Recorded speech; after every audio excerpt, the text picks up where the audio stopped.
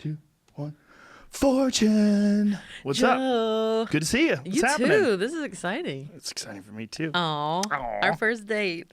Do you have a special coming out or something? It just came out like a month ago. Oh, it's out already? Yeah. I didn't even know. Well, there's a lot of specials coming out God right damn, now. is this the craziest time ever for specials? Yeah, it's like one after another after another. It really is. Like, I can't remember ever in the history of comedy that there's been this many specials released. No, and like just killers every week. Yeah, speaking special, pull up the video of Tom Segura's new special. There's it's Netflix is a joke on Instagram. Has a copy of it. Oh, because he's doing English and Spanish, right? Yeah, this one's just English, Oh, okay. and he's gonna do one in Spanish. Yeah, people don't know that Tom Segura is fluent in Espanol. Yeah. He had his mom on his podcast, and that was in cool. Spanish. Yeah. It's amazing. Yeah, it's funny because he looks so white. He looks like a white bro. I and know. Then sometimes Mexicans will talk shit around him, and he'll just look at them and then say something in Spanish, and they're like, "Oh no!" Oh, that's the best to have that secret weapon, especially It in is a LA. secret. Now, to play, there's a video Does of he it. have lipstick on? That's what I was gonna say. Thank you.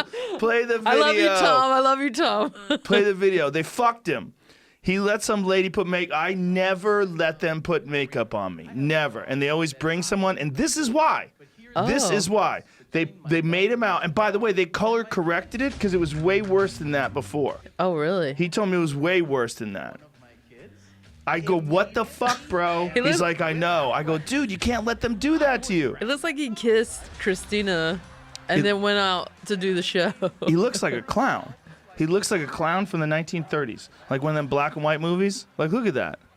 That's crazy. Man. They put lipstick on him. They put lipstick on him, and they put white makeup all over his face. I had that happen once where, because you really can't tell when they're putting it on. Someone made me look like the marionette doll with the big red rosy cheeks. And I was hosting an award show, and the whole speech is online. It's so crazy because you let someone dictate what your image is going to be. Someone that really has no business doing that. They just do makeup. And when someone does makeup, they want to do makeup. Oh, they want to do you. But like that. This, I mean, he just needed to put some chapstick on. That's ridiculous. That's it. Look, that's what he looks like. This is what I always say. Like I'm the only one in the UFC broadcast that doesn't put makeup on too. Yeah. And I'm like, we're talking to people that are getting their heads punched in. Okay, literally, Joanna Jędrzejczyk, who's the former strawweight champion, she had a fight with this woman, Zhang Weili, who is the strawweight champion from China. This crazy, epic, like one of the best fights in history. At the end of it, Joanna's head I saw that. was so like a Frankenstein forehead. Yeah. Imagine Crazy. me. Yeah, look at her forehead. Now imagine me with makeup on, standing next to her. That would be ridiculous, right? I refuse. You're like, look at my foundation. They're like, well, we're just going to cut down the shine. Who gives a fuck if I'm shiny? Yeah. Literally no one cares. Yeah, she's got a double forehead now. It's a double, triple forehead. Everything's swollen. Is it back down? Have you? I don't know. She hasn't follow up. She hasn't taken. That's what she looks like normally. Beautiful lady. She's so tough. Yeah. That lady is as tough as human beings can possibly be. Oh my gosh. Because she like never even flinched. Her fucking forehead's twice the size of normal. She didn't even flinch. She kept throwing bombs. It was amazing. Yeah.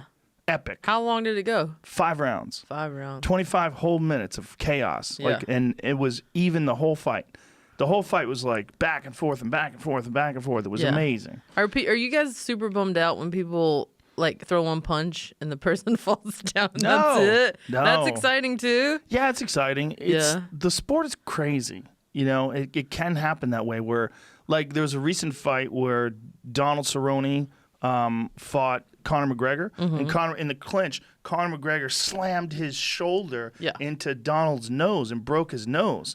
So they came out of the clinch like seconds into the fight. His nose is bleeding, and then he got head kicked, and he got pummeled, and that was they it? stopped the fight in 40 seconds. Oh my gosh! Yeah, and everybody was bummed out because it was this huge pay-per-view event, this big deal. But that's part of what's crazy about this sport is that it's the fighting in either boxing, kickboxing, or MMA is the only sport where you can end it early. Right. Like football goes the distance. Yeah. Right. You know you're in for 3.5. Quarters. Yeah. 4 hours. Yeah. Baseball goes all the innings. It's like that's just how it goes. Yeah. But fighting can end in 10 seconds. We've had fights that have ended. I think. Well, who's got the record now? It was Dwayne Ludwig, but Masvidal took it, I think, right? That's right. Masvidal They took gave it it. like 8 seconds, but it was like It's 4 not or really. 5. I don't even think they gave it 8. I think they said it's 5, but I think Dang. it's 3. What do you do at the live event? Everyone's just like, all right, time to Well, go. there's 12 fights that Oh, night. gotcha. So that was just one fight I out of see. many, many, many, many fights. And I the clearly Masvidal know a fight- lot about. Yeah. Have you ever watched one live? Yeah, not live, but on TV. You should go. I'll get you tickets. I'd love You'll that. go crazy. Yeah. It's pretty wild. It looks so fun. Yeah. It's But pretty fun. No one's ever invited me, and I'm not, proactive enough to be like, let me get You've some been tickets. invited. Now you've been invited. Oh. You bring your boy Tom Papa. I will. Yeah. Yeah, he needs to go too. Yeah. Bring his bread. Has he? I wonder if he's been to one. I don't think he has. We're I like, don't think so. No, we're I'm like, trying to hey remember. guys, we're Have- here to see a Has Tom fight. ever been to one? I don't think so. Probably not. Maybe. Jamie, it seems like maybe. Maybe he showed up with Maybe. Hannibal one time a long time ago, but I can't remember. Oh yeah, maybe. Tom's always up Maybe. for anything. Hannibal goes a lot. Hannibal's gone to Oh really? a gang of them. Yeah. Think about it. Yeah. Well, so that's really cool. so you do that morning show with Tom. I do. On Yeah. Sirius. You enjoy it? I love it, except for the 5:30 wake up. Yeah, that's horseshit. I mean, why do you guys have to do it that way? every comic that comes to the show is like, "Why are you waking up this early?" Because we're all doing spots so late. Yeah. Well, this is the new world. You don't have to do that anymore. Yeah. Like Well, this whole idea of like it has to be on at 8 a.m. ready Right. to go. I don't know. That's just how they set it up. 7 to 9 every morning, Monday through Thursday. We're doing it for Netflix. Yeah, that's cool. They have a new SiriusXM channel. That's very 93. So They yeah, give you numbers. They tell you how many people are listening. they give you no information. What the? You have fuck, no Netflix? idea. We have no idea. We only know that people are listening because they call in. That's the only way we know. So you're just talking to mics. You hope. Yeah. you hope there's an audience. It It's seems kind like of there's fun one. though that way. It would be Yeah. kind of fun to do a show where no one could record it, and it just goes out live, and there's no recording it at all. Like that's what Yeah. radio used to be. Right. Radio used to be. I mean, that's one of the fun things about the Howard Stern show back in the day because it was so crazy Live in the for moment. radio. But it was you were hearing this, and this is the only time you were ever going to hear it. Oh yeah. I But- remember when his show was on the E channel. Mm-hmm. That's right. It was like him and Anna Nicole Smith's show. That was like it. That's right. I forgot she had a show. Yeah. Rest in peace. Mm-hmm. Poor Anna. She was one of the first, if Instagram was around, she would have been one of the first Yeah. Insta hoes. Like a reality celebrity. Yes. Everyone was following her life and her lawyer. Right. Yeah. Howard. His name's J. Howard Marshall. Stern. Oh, no. Different wait. guy. Yeah, I think it is Howard Stern. Yeah. Yeah, different Howard Stern. So yeah. they had two Howard Sterns on the That's E channel. right. Yeah. And that was post-divorce after her husband, well, not divorce, he died. the old guy. Yeah. Yeah. That was the best cash-in ever. Her with him, it was Oh, the best man. cash-in ever. Yeah. He was like 95 years old in a wheelchair, and she was a fucking bombshell. She's like, love of my life. Oh, look at Did that. she get money? Did Oh, she end up hell getting money? yeah. Because I know his kids were like fighting. Yeah, that. they were trying to keep the money from her, but look, a deal's a deal. That's always a bummer, though. If you were the kid of that guy. Well, I had a whole bit about it. Yeah. They're like, oh, he doesn't know what's. I go, he's a billionaire. Right. He's like 95 years old. He made $1 billion from scratch. Mm-hmm. And my joke was, don't you think he's a tad crafty? I don't think he knows Yeah. what's going on. He doesn't give a fuck. He doesn't Yeah. have any time left. But like, hit 2 kids or however many kids he has, they don't need $1 billion. Look at the size of his ears. That's one weird thing that happens to old people. Their ears keep growing. Yeah. I'm looking Their forward to having face giant ass ears shrinks. when I get older. Maybe, yeah. I think I'm gonna get my ears reduced when I hit 150. Oh, really? Yeah, 150. that's what my plan is. Yeah. My plan's about 150, 160. I'm gonna die on Right. the operating table, get my ears reduced. I'm just trying to. I'm just trying to make it to 50. 50. That's it. That's all you want No, out of this life. I want more. I want more. Dude, So, this fucking shit. The You know. coronavirus. We had a guy on yesterday talking about the coronavirus. oh man, I heard. It's not good. I heard that he was in here. It's nerve wracking. Yeah. It's not good. Well, because you don't really know what's coming. Yeah. Well, here's the thing. There's a whole bunch of other diseases that we discussed too, like Mm-hmm. chronic wasting disease, and there's a lot of shit that's on the table that could happen to people. Yeah. There's all these pandemics that are possible. Well, aren't there like because certain things are melting, certain diseases that are sort of like being uncovered from? Yeah, that's a theory. Yeah. Yeah, I don't know. Yeah, there's a theory that the permafrost is going to release when it gets melted. It's going to release some ancient bacteria that we don't have an immunity to. Oh man, it's possible. It's all possible. It's good times right now. There's something that happens with anytime you have overpopulation, and one of the things that happens is nature starts to try to course correct. Yeah, nature's like, there's too many. There's too many. Let's do something. And it happens with animals. They get diseases, and a bunch of them die off. And it happens with people as well. I mean, it's not a coincidence that this disease came out of China, which is heavily overpopulated, which has these. He was talking to us in depth about these wet markets that they have in China, where they have all these animals that they sell, and they're all just laying around. What is he said? There was like chickens, and what was above the chickens was civets. And the chickens were over those. They were like dropping their shit on them or something. And there was civets below, right? So. Yeah. And there was like some weird combination with that. Right. And he was saying like with crossover diseases, that's like a test tube. Like you're literally doing experiments. Right. But it's like the perfect test tube, perfect environment for creating a new disease. Yeah. As we've seen, wasn't this started from bats? Yes. Some people are eating bats over there. Bro. Bro. I'm a sweet and sour chicken gal myself. Sweet and sour chicken sounds good right now. Yeah, sweet and sour bat. Bats is what you eat when you're starving to death. You know? I mean, yeah, that's true. Yeah. Slim pickings in certain places. Well, China, again, has a fucking billion people. And when you see the stuff that they're eating over there, there was a salamander that they had that was like, I mean, like the size of your thigh bone. Yeah. It was huge. Enormous fucking salamander. And they're holding it down with a meat cleaver. Like about to hack up this salamander. They're like, it's all food. Look at that bat. Oh, man. Bro. That's gnarly. And they got the wings spread to let you know it's a good one. That's a big bat. That's a juicy bat. A lot of meat there. Do we have That's a lunch. Do we have bats that big? I don't believe we do. I feel like they were always like yay big. In America, if we had bats that big, we'd whack them. We'd be like, that's enough. That's enough, you fucks. Back to the Stone Age. I always saw bats when we had swim meets. Look at those fucking things. Oh. Look at the mouths on those things. Open that up. What is that? I don't know. What the fuck is those little werewolves? That is crazy. Bro, what are the mouths on those things? Yeah, it's like sharp teeth. Are those bats with the wings chopped off, maybe? No way. Is it? Oh, That's what it looks like to me. Like right here looks like. I guess I've never seen a bat up close. There's no arm or something. Whoa, dude, I think you're right. Find out what that is. I need to know. Those are huge. Clearly, they're popular because that's a lot of bats for sale. I wonder if they're delicious. Imagine we're missing out. Oh, those are bats. Those are bats. They are bats. Oh, God, that is what they look like. What do they do with the wings? Look at the fucking teeth on those monsters.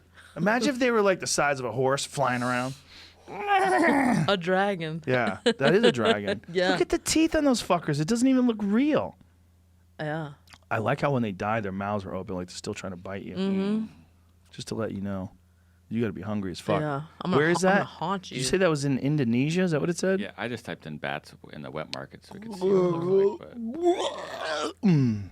My dog threw up in my car today, and I caught it in a coffee cup. Oh, wow, that's impressive. Well, he was sitting in the front seat, and sometimes he gets sick, especially when he just eats. Yeah. And I saw the... Yeah.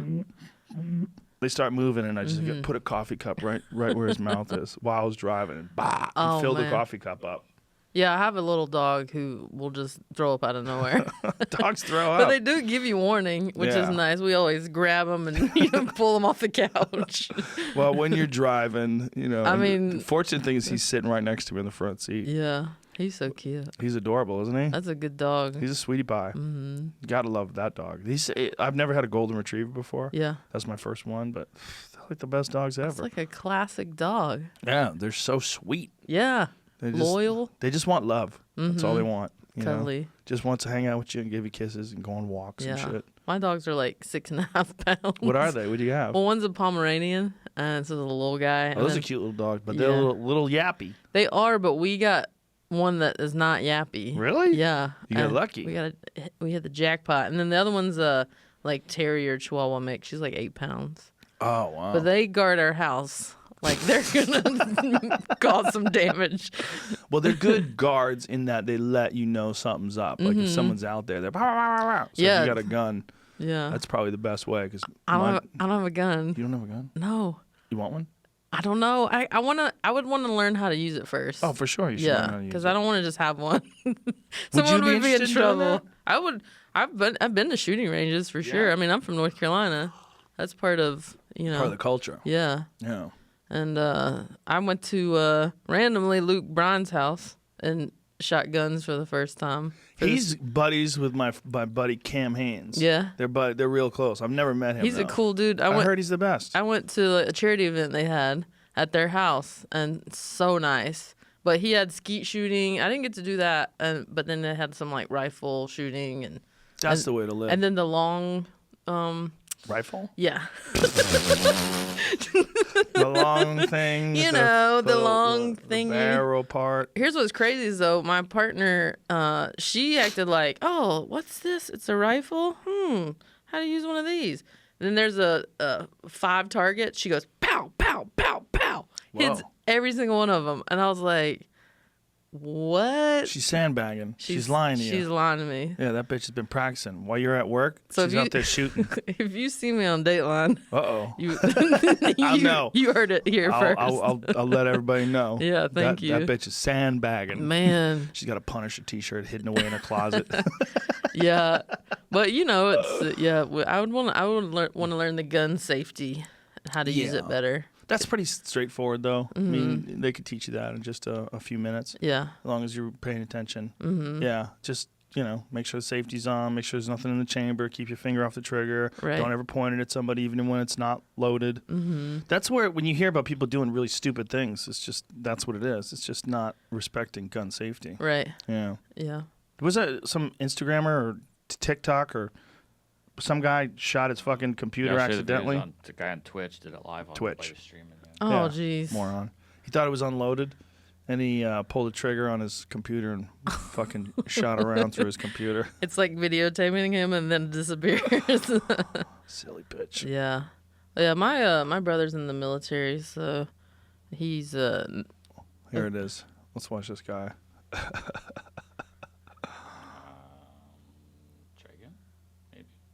Did they remove it? Oh, no. Sometimes when you hit that video to play on Twitter, it doesn't play the first time. And you mean when it's embedded in someone's... Yeah. Yeah, when it's embedded in someone's page. It is taken down. Oh, man. Oh, unavailable. You cannot see this. How this are they is gonna take too that real. Down? It's too real, man. We don't want you to know that happens. Oh, he shot his Yeti cup. Is that what it is? Oh, he did. He shot a bunch of things. It was on his I was about desk. to say. It went right through his computer screen, I think. It like ricocheted. Whatever. Yeah. What happens to someone like that? They take their gun away? They should. It's against the law, I think, right? Because you to fire it off in your house on accident or something like that, or you can get fined, I think. Yeah, you can't get fined if you shoot an intruder. If you shoot a person, you're all right. Oh, that's okay. If you shoot your computer, even if you shoot a person, like in Texas, you could shoot. I remember a story where a guy was repoing a guy's car. A guy hadn't made payments on his truck, I believe, and the repo guy was opening up the door. And, with the Slim Jim and getting into his car, and the guy reached out the window with a rifle and shot the guy in his driveway. Dang. Yeah, and they didn't charge him. They really? Yeah, they said someone was breaking into your car, as far as you knew. It's on your property. Okay. But, I mean, he killed this fucking repo guy. Man. But then you hear stories about people getting sued, like if they shoot somebody that was trying to break into their house. That's in other states. Right. In other states, yeah, you can get sued. I mean, which is crazy. Somebody's breaking into your house. Yeah. You're kind of, backs against the wall. Well, you're supposed to assume that they're not going to hurt you when they've already made the commitment to enter your home by force. They're already doing something insanely risky. Yeah. The idea that you're supposed to somehow or another, warn them as much as you can, and then, I kind of get it. Like, what if it's a teenage kid that doesn't know any better and they're just stupid and they're with their friends and they think it's funny to rob someone's house? I don't know. It's both ways, right? It's like, it's horrible that people have guns and they can just shoot you and kill you. But it's also horrible if you can't have a gun to protect yourself from someone that wants to kill you. Right. Both things are horrible. Right. If no one had guns, the world would be a way better place. But then we'd be at the mercy of, giant people. That's true. They would just run everything. So it's the equalizer. Yeah, guys like the Mountain from the Game of Thrones, he would just be the king of the world. Everybody would have to shut the fuck up. If there was no weapons. What are we going to do? I mean, that's what it was before people figured out sticks and spears and rocks and stuff. Like the biggest humans just fucking ran shit. And we just like let them. Yeah. And then someone figured out a bow and arrow. Like, that motherfucker, when he gets close, it's a problem. Yeah. Well, if he get him in on the way, get him on in the eye. way to me, I'm going to fucking whack him. Yeah. And then I'm going to start running shit. I like bow and arrows. Yeah? That's fun. You shot that? Yeah. Yeah? Not the gun. The crossbow. The old school. See, that's what a crossbow is. It's a shitty gun. Yeah. It's not really a bow. Like, people call it a bow. Like, come on, that's not a bow. That's true. It's got a trigger. You got a scope. Get the fuck out of here. Yeah, Daryl, Walking Dead. Yeah. That Walking Dead show's ridiculous. He never runs out of arrows. Right. Never runs out of arrows, and he never gets a pass through. It's been like 60 years. Yeah. He's been in the zombie apocalypse. These zombies Unlimited. are so soft, you could walk up to them, stab them in the skull, and your knife will go through their skull. No problem. Yeah. Try stabbing someone in the skull. That shit's hard. I have never. It bounces off. It's not easy. You go, just try it. It's not easy to. You have to be really fucking strong, and you got to hit a good spot. You got to hit a soft spot like a temple. Yeah. But like he just goes right through him with that stupid arrow, but then it never passes through. Right. Never goes right through. Then he just grabs it. Yeah, and like, he's ready to go again. No problem. Not only that, he doesn't even have like broadheads on it. He's got field tips. Those tips on his arrow, they're like little tiny. They'll make a pencil hole. Like what that is for practice. Right. He's got practice tips on his fucking arrows. He doesn't even have broadheads. There's some holes in these plots. A lot of holes. That show I used to love. I loved that show for the first few seasons. Yeah. It was a great show for like the first 2 or 3 seasons. I watched it up until Rick, the main guy, left. Oh, I didn't get that far. And well, spoiler alert. Yeah, when they killed Glenn, I was like, I'm done. The day they killed Glenn. That was a bummer. It was the way they did it too. It was like, what? And you guys got no respect for your main characters. Smashing his head in. And I saw the dude who played Glenn. I saw him out somewhere. I want to say it was out of UFC. It might have been out of UFC in the crowd. He was somewhere in the crowd, but he looked depressed. Oh, like he was bummed out about his character getting killed that way? I mean, can you imagine if you're on a show and you're one of the big players on the show? I mean, he was one of the main guys. Yeah. And one of the more interesting guys. And he's on this show for 5-6 years or whatever it was. And then one day they just baseball bat you. This new guy baseball bats you. So not only does this new guy on the show who's getting all the heat, but now he baseball bats you to death. Yeah. And then you're just out there in public, and probably people are like mocking you on social media.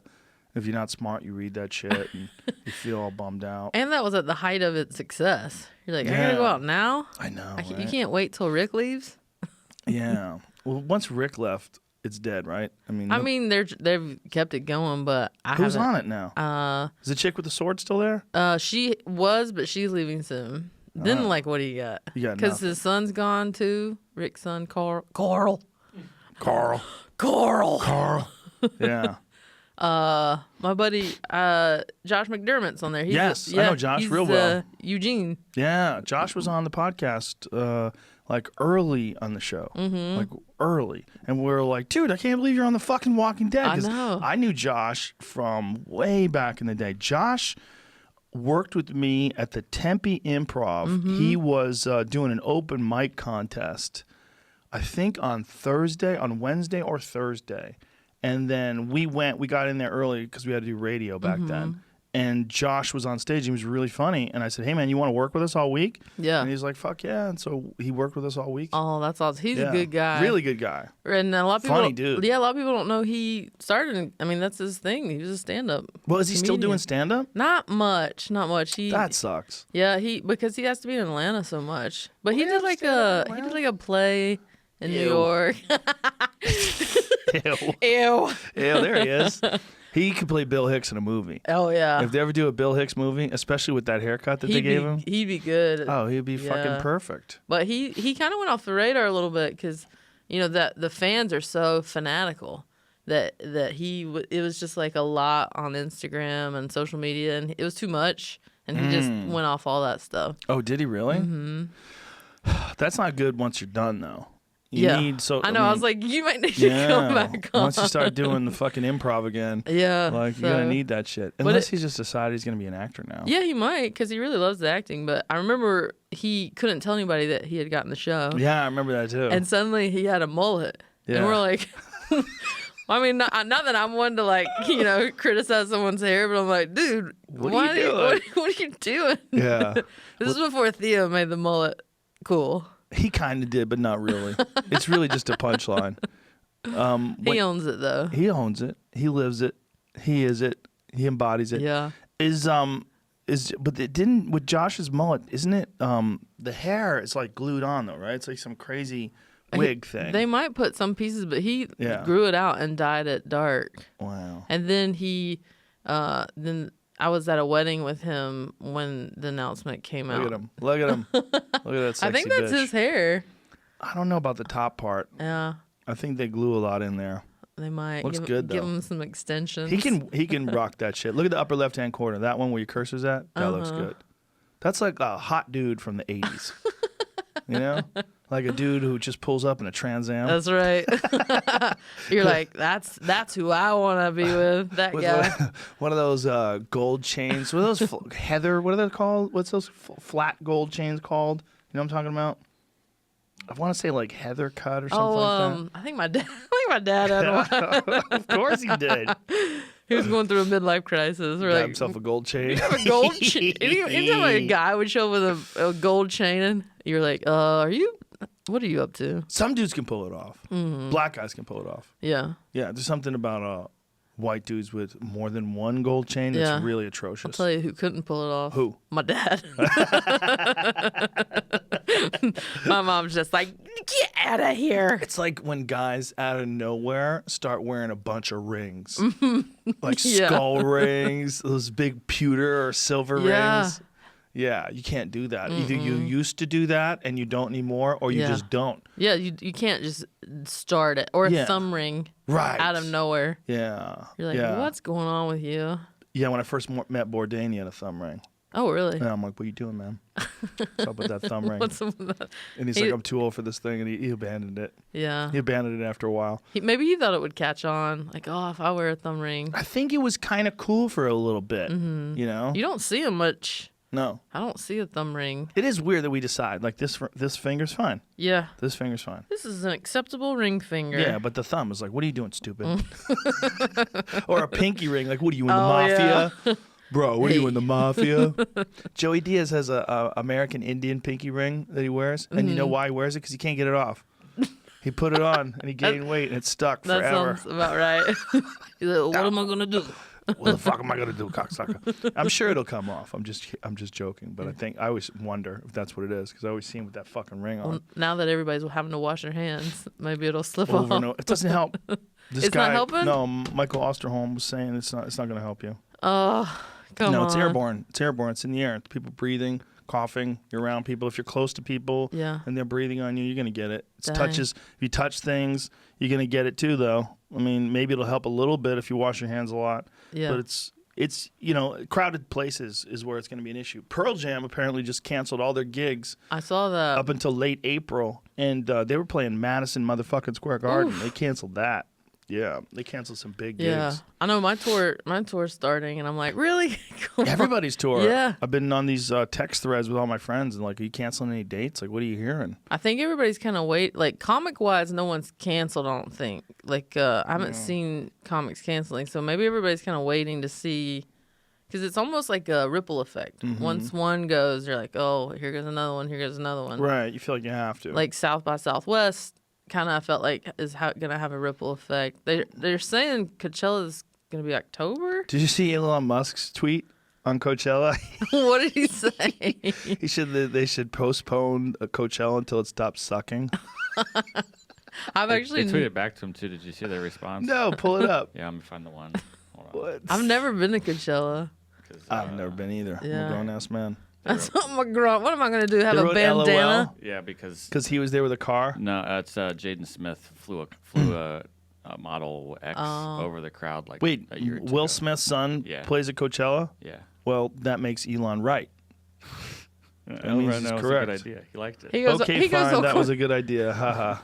Oh, that was good. Haha. He only liked that part because the Tesla was Meanwhile, involved. people know that Elon Musk is reading his tweets. How does he have time?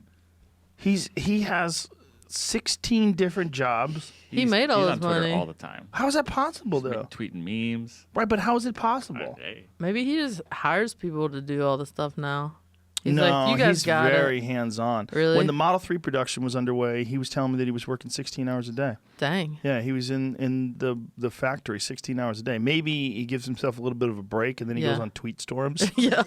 He's like, I'm going to go to the bathroom. But that guy's, his tweets have cost him millions of dollars, and he's still tweeting. He didn't care. He doesn't give a fuck. But that's how much money. When you have a lot of money, you're just like, whatever. Yeah, I'm just tweeting, bitch. What you Yeah. gonna do? Yeah, when he wrote Tesla stock selling private at 420 or secured at 420, like as a joke. He's got like weird 420 jokes, but he doesn't even smoke weed. Like when he smoked weed on my podcast, he barely inhaled. Oh, really? Yeah, I don't think he really smokes weed, but he makes a lot of 420 jokes. Maybe he smokes weed on the sneak tip and just didn't want to in front of everybody, so he just didn't want to be rude because I was offering, so he just took a little bit. And he's like, it is legal. I'm like, yeah, it's legal, bro. It is. He's too smart. It's uncomfortable. Yeah, because I wouldn't know what to talk with him about. Imagine talking to regular idiots. Like when he's sitting down there talking like me, I felt bad. Talking to me, I felt bad. He had to talk but you to know me. a lot of stuff. Oh, I know something. You're well read. Yeah, I know a lot of dumb shit. That's good though. I have like a peripheral knowledge, a cursory understanding of many things. It seemed like you remember a lot of the things that you do read. Yeah, that's where it's tricky. That's where it appears that I'm intelligent. I just have a good memory. Yeah. I just remember things. Because I'll read things and it'll go, I'll be like, oh yeah, I read that book. I couldn't tell you what I read like a year later. It's gone. That happens to me too, though. Yeah. I only have a memory for things that I think are interesting. If I think something's interesting, I remember it. But if my wife tells me some shit, I don't give a fuck. I forget it 5 minutes after she's told me. Did you hear and she'll that? say it again, and I'll go, what are you talking about? And she goes, I just talked to you about that. I'm like, when? She's like, 5 minutes ago. I'm like, I blocked you out. Yeah, I do that same thing. I'm like, what? She's like, you never listen. And I'm like, no, I heard you. Can you tell me what it was again? I heard you. I know I heard you. I heard you, bitch. It works well for memorizing scripts, though, for the short-term memory. Yeah. I'll remember. I can learn a script super quick. Oh, really? Do the lines, and then it's gone forever. Well, I feel like as stand-ups, we have to have a memory. Yeah. I mean, you're on stage for a fucking hour. Yeah, and the only reason I'm able to remember my sets because it's so much repetition. Some people bring notes on stage, but man, I always find that to be a big distraction. Like I feel like Bill Maher brings a fucking like a concert pianist's like one of those stands. You know, one of those things? Yeah. Yeah, and he like looks at the notes and like passes over them. Like if you're in a choir, like yes. I gotcha. Like music stand. A music stand. Oh, yeah. Yeah. Yeah, like a podium. I have brought notes on stage, and as soon as I start talking, I put it down and never look at it. Yeah. Because it feels odd to like stop the rhythm.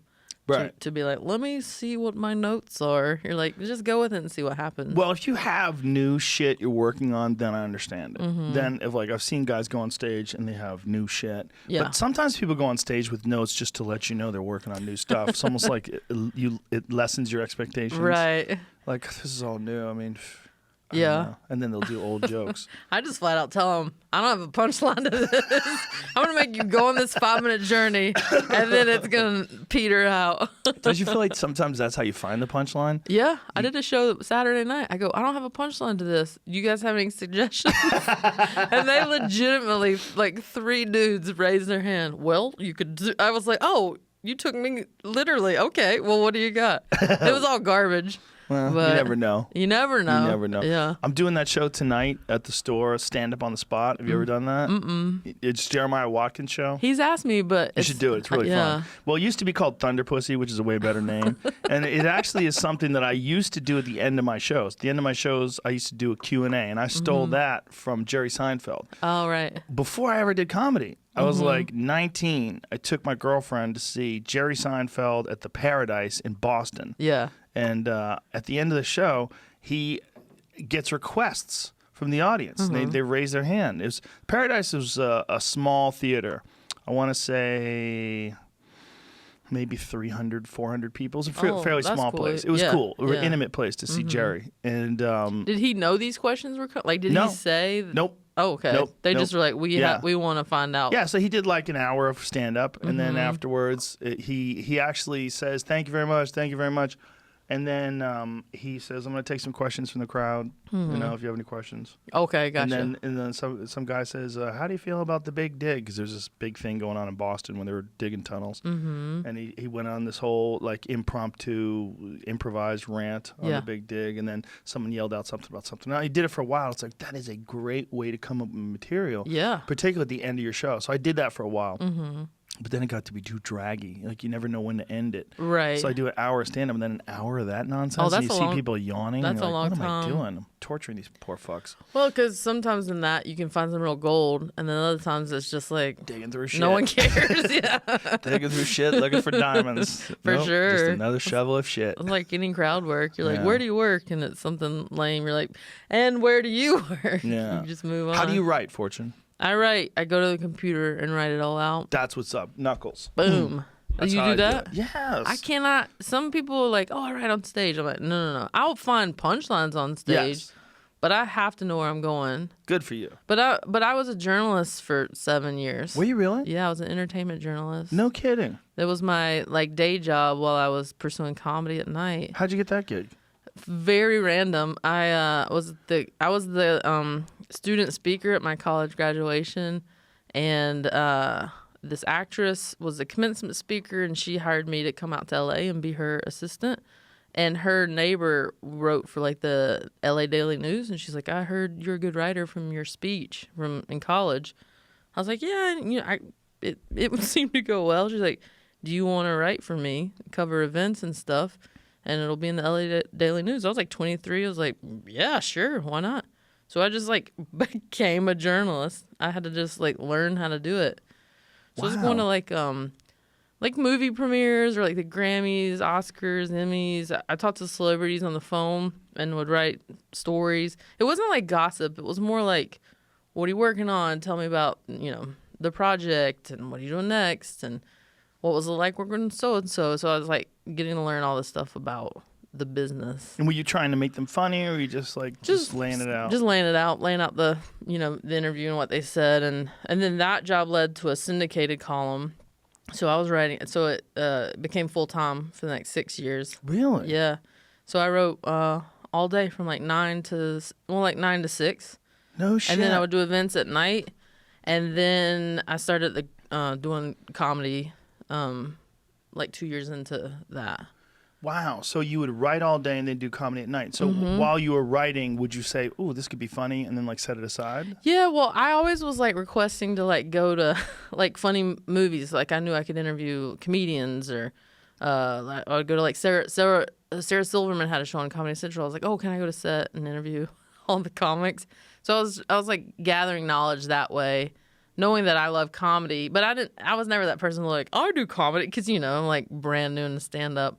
But it was more of just like, it taught me the skill of just getting to the story faster. Like what's the interesting part of this interview? What's the interesting part of this story? And getting to that, it helped me, just be a better writer. Yeah, that's a great skill to have when you're crafting bits. Well, I never knew when I started stand-up that it would be so much writing. Like I hadn't, obviously now that I'm a stand-up, I'm like, duh, you have to have material. But going into it, you just don't realize the content that you need to create. Well, there's a big mistake that many comics make where they do just write on stage, and then they have these sort of rambling intros to a bit or a bit. Maybe they have something there, but they don't sit down in front of a computer for hours and just try to pick it apart. Oh, yeah. And try to find the best way to do it. Right. But if they did that, they would cut down on the process of creating that bit. You can get to the end. Like some guys some guys are just like, they're just great at just figuring out how to shorten things up and get to the point really quick. But some people are not, and they get comfortable with kind of half-assing it. Right. And then they stick to that form through the entire bit. And you'll see the bit, and you're like, hey, man, that bit would be so much better if you chopped out like half of the words. Yeah, for sure. Yeah. And I mean, I'm definitely more of a storyteller, so that's why I like to sit down and write it, because I'm not doing set up punchline. I'm telling a story, but I'm trying to make it funny on the way there. And so for me, I have to write because I have to see what it looks like because I'm like, oh, that sentence is really bland. Right. What like one word can I put in there that just you're like, oh, I see it now. I see what that is. Yeah. Instead of just being like, a ball, you're finding something more unique about it. I tell people there's 4 steps to creating material, and you could just do one. Mm-hmm. All right, the one you can do is you can just do it on stage. Right. You can just fuck around on stage, and you will come up with an act. Mm-hmm. Or you can write in front of your computer or in front of a notebook, and then you go on stage, you improvise on stage, and then you listen to your sets. Right. Those are the steps. Those are all the steps. So you could fuck off on the other 3 and just go on stage. Yeah. If you're a good comic and you can figure out how to develop an act that way. Mm-hmm. But I really think you're doing yourself a disservice. Yeah. And comics come up with this bullshit like, oh, I write on stage. I'm like, I do too. Right. Yeah, I do too. Yeah, but you're I also, finding stuff all the time. I sit down, and there's some of my best punchlines have come from sitting in front of the fucking computer. Yeah, because you're pushing yourself too. Yes. You're like, this is not good. What, I will stare at my computer for an hour until I find like even if it's one sentence that makes it better. Oh yeah, and that's so valuable. You could do 100 sets and never change your bit. Yeah. But you could have like one, hour session in front of a computer where you're like, oh. Yeah. Because if you're just alone with nothing else and no distractions, and you can look at the stuff, like it just makes sense that you, with focus and time, you can create better. Yeah. It just makes sense. So you can look at it better. Yeah, and that's what I was doing when I was prepping for this Netflix special. I wrote it all out. It was like, I don't know, 18 pages, something like that. And then I was going on stage and working it out, taping it, listening to it, and then constantly like, moving this paragraph, moving this. It was all of the work was done at the computer, like moving it to where it needed to be. Do you use a program or anything to move stuff around? No, I use Word. Yeah. Yeah. Word's fun. Yeah. There's a program called Scrivener. Have you ever heard of it? I like it a lot because what I do is I'll put all of the subjects on the left column. Right, and they're labeled, and then when you click on each one, it'll be the whole bit. Oh, that's cool. But I don't write in it. I write in Word, right. Or I used to write in something called Write Room, but that was when I was writing on a Mac. Yeah. And the problem is with the Macs, their laptop keyboards suck. Oh, no. You were saying there's something you discovered. ThinkPads. Yeah. Lenovo ThinkPads. That one, yeah. They're so much better. I mean, you make way less errors. First of all, they're curved. Yeah. So the keys are curved, so your fingers fit into them. And also, there's a lot of key travel. Yeah. There's like 1.7 millimeters to, I think their maximum one is 2.2 millimeters, and the minimum is 1.5. With 1.5 is probably as low as you really want to go. Because anytime you get around 1, it's just not enough key travel. And Apple, everything has to look beautiful. Everything has to be designed. It's all about the sleek design, it's the minimal aluminum case. stuff. But it's horseshit because you've made a tool that doesn't work as well. Right. It's flat keys. They're not concave. They have that beautiful C shape that Lenovo has. So your fingers, which key you're hitting. There's no errors. You don't fuck up as much. Yeah, I did the old school. My mom made me take keyboarding in high school, so I had to learn how to do the thing. So a keyboard is important. Yeah, it's very important. Yeah. You should try a ThinkPad. I'm telling you, they're the shit. Yeah, I will. They're so much better. And you get over the Windows thing. Like everybody's like, Windows sucks. It doesn't suck anymore. Windows 10 does not suck. Yeah. It's easy. It doesn't fuck up. It sucks when it has to update.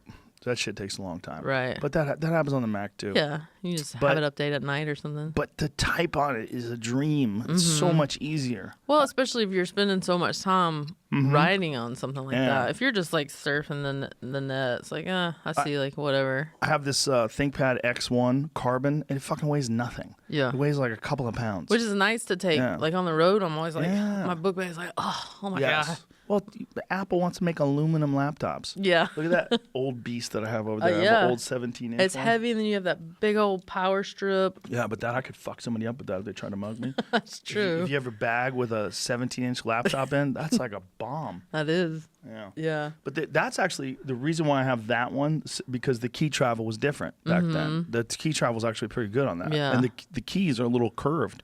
But once they started trying to make them thinner and lighter, that's what they I fucked have. up. Because I have the Air. Yeah. So it's like my little fat fingers are like itty bitty, like trying it's to write. hard. And then changed something recently where it's like I'm writing words and it's changing it for me in autocorrect. but to like the wrong ones. Totally the wrong words. Yeah, it's like, oh, I think you meant this. Yeah, I'm like, that's not. Yeah. And it's been weird. Like, there was some update that was weird lately. In So, Microsoft Word? I think so, yeah. Unless I'm thinking about my phone. It could be my phone. It's the phone. Yeah. The phone does that with me. It annoys the shit out of me. It's like, I think you meant to say. But it's like the craziest words that no one's ever going to use. Really? Yeah. Well, I mean, the classic, ducking. Oh, yeah. Who's ducking? Yeah. Like, come on. How often does that happen? At some point, they need to embrace that people are saying fucking. Well, why don't they have like a way you can click on it and say learn? Like maybe old people don't want you suggesting fucking. Right. But, or, hardcore Christians or something like that. But if you're a person who says fuck all the time. The preference. You should be able to autocorrect to fuck. Yeah. Like it says that. Once you've used it enough, it should be like, all right, this is a standard word for I wonder if Android does it the same way. I don't know. I wonder if Android corrects like that too. My partner has an Android. Yeah. But I've never asked. Lesbians are so funny with partner. Why don't you just say my girl? My girl. My woman. I don't know. Why is it partner's always good? Like, are you guys in business? This like, seems what are you respectful. Doing? Is that what it is? I don't know. I think because we couldn't get married. I mean, we're not married. We're engaged. But I think because people couldn't get married for so long, it was like they couldn't say wife or husband. Right. So the word became partner.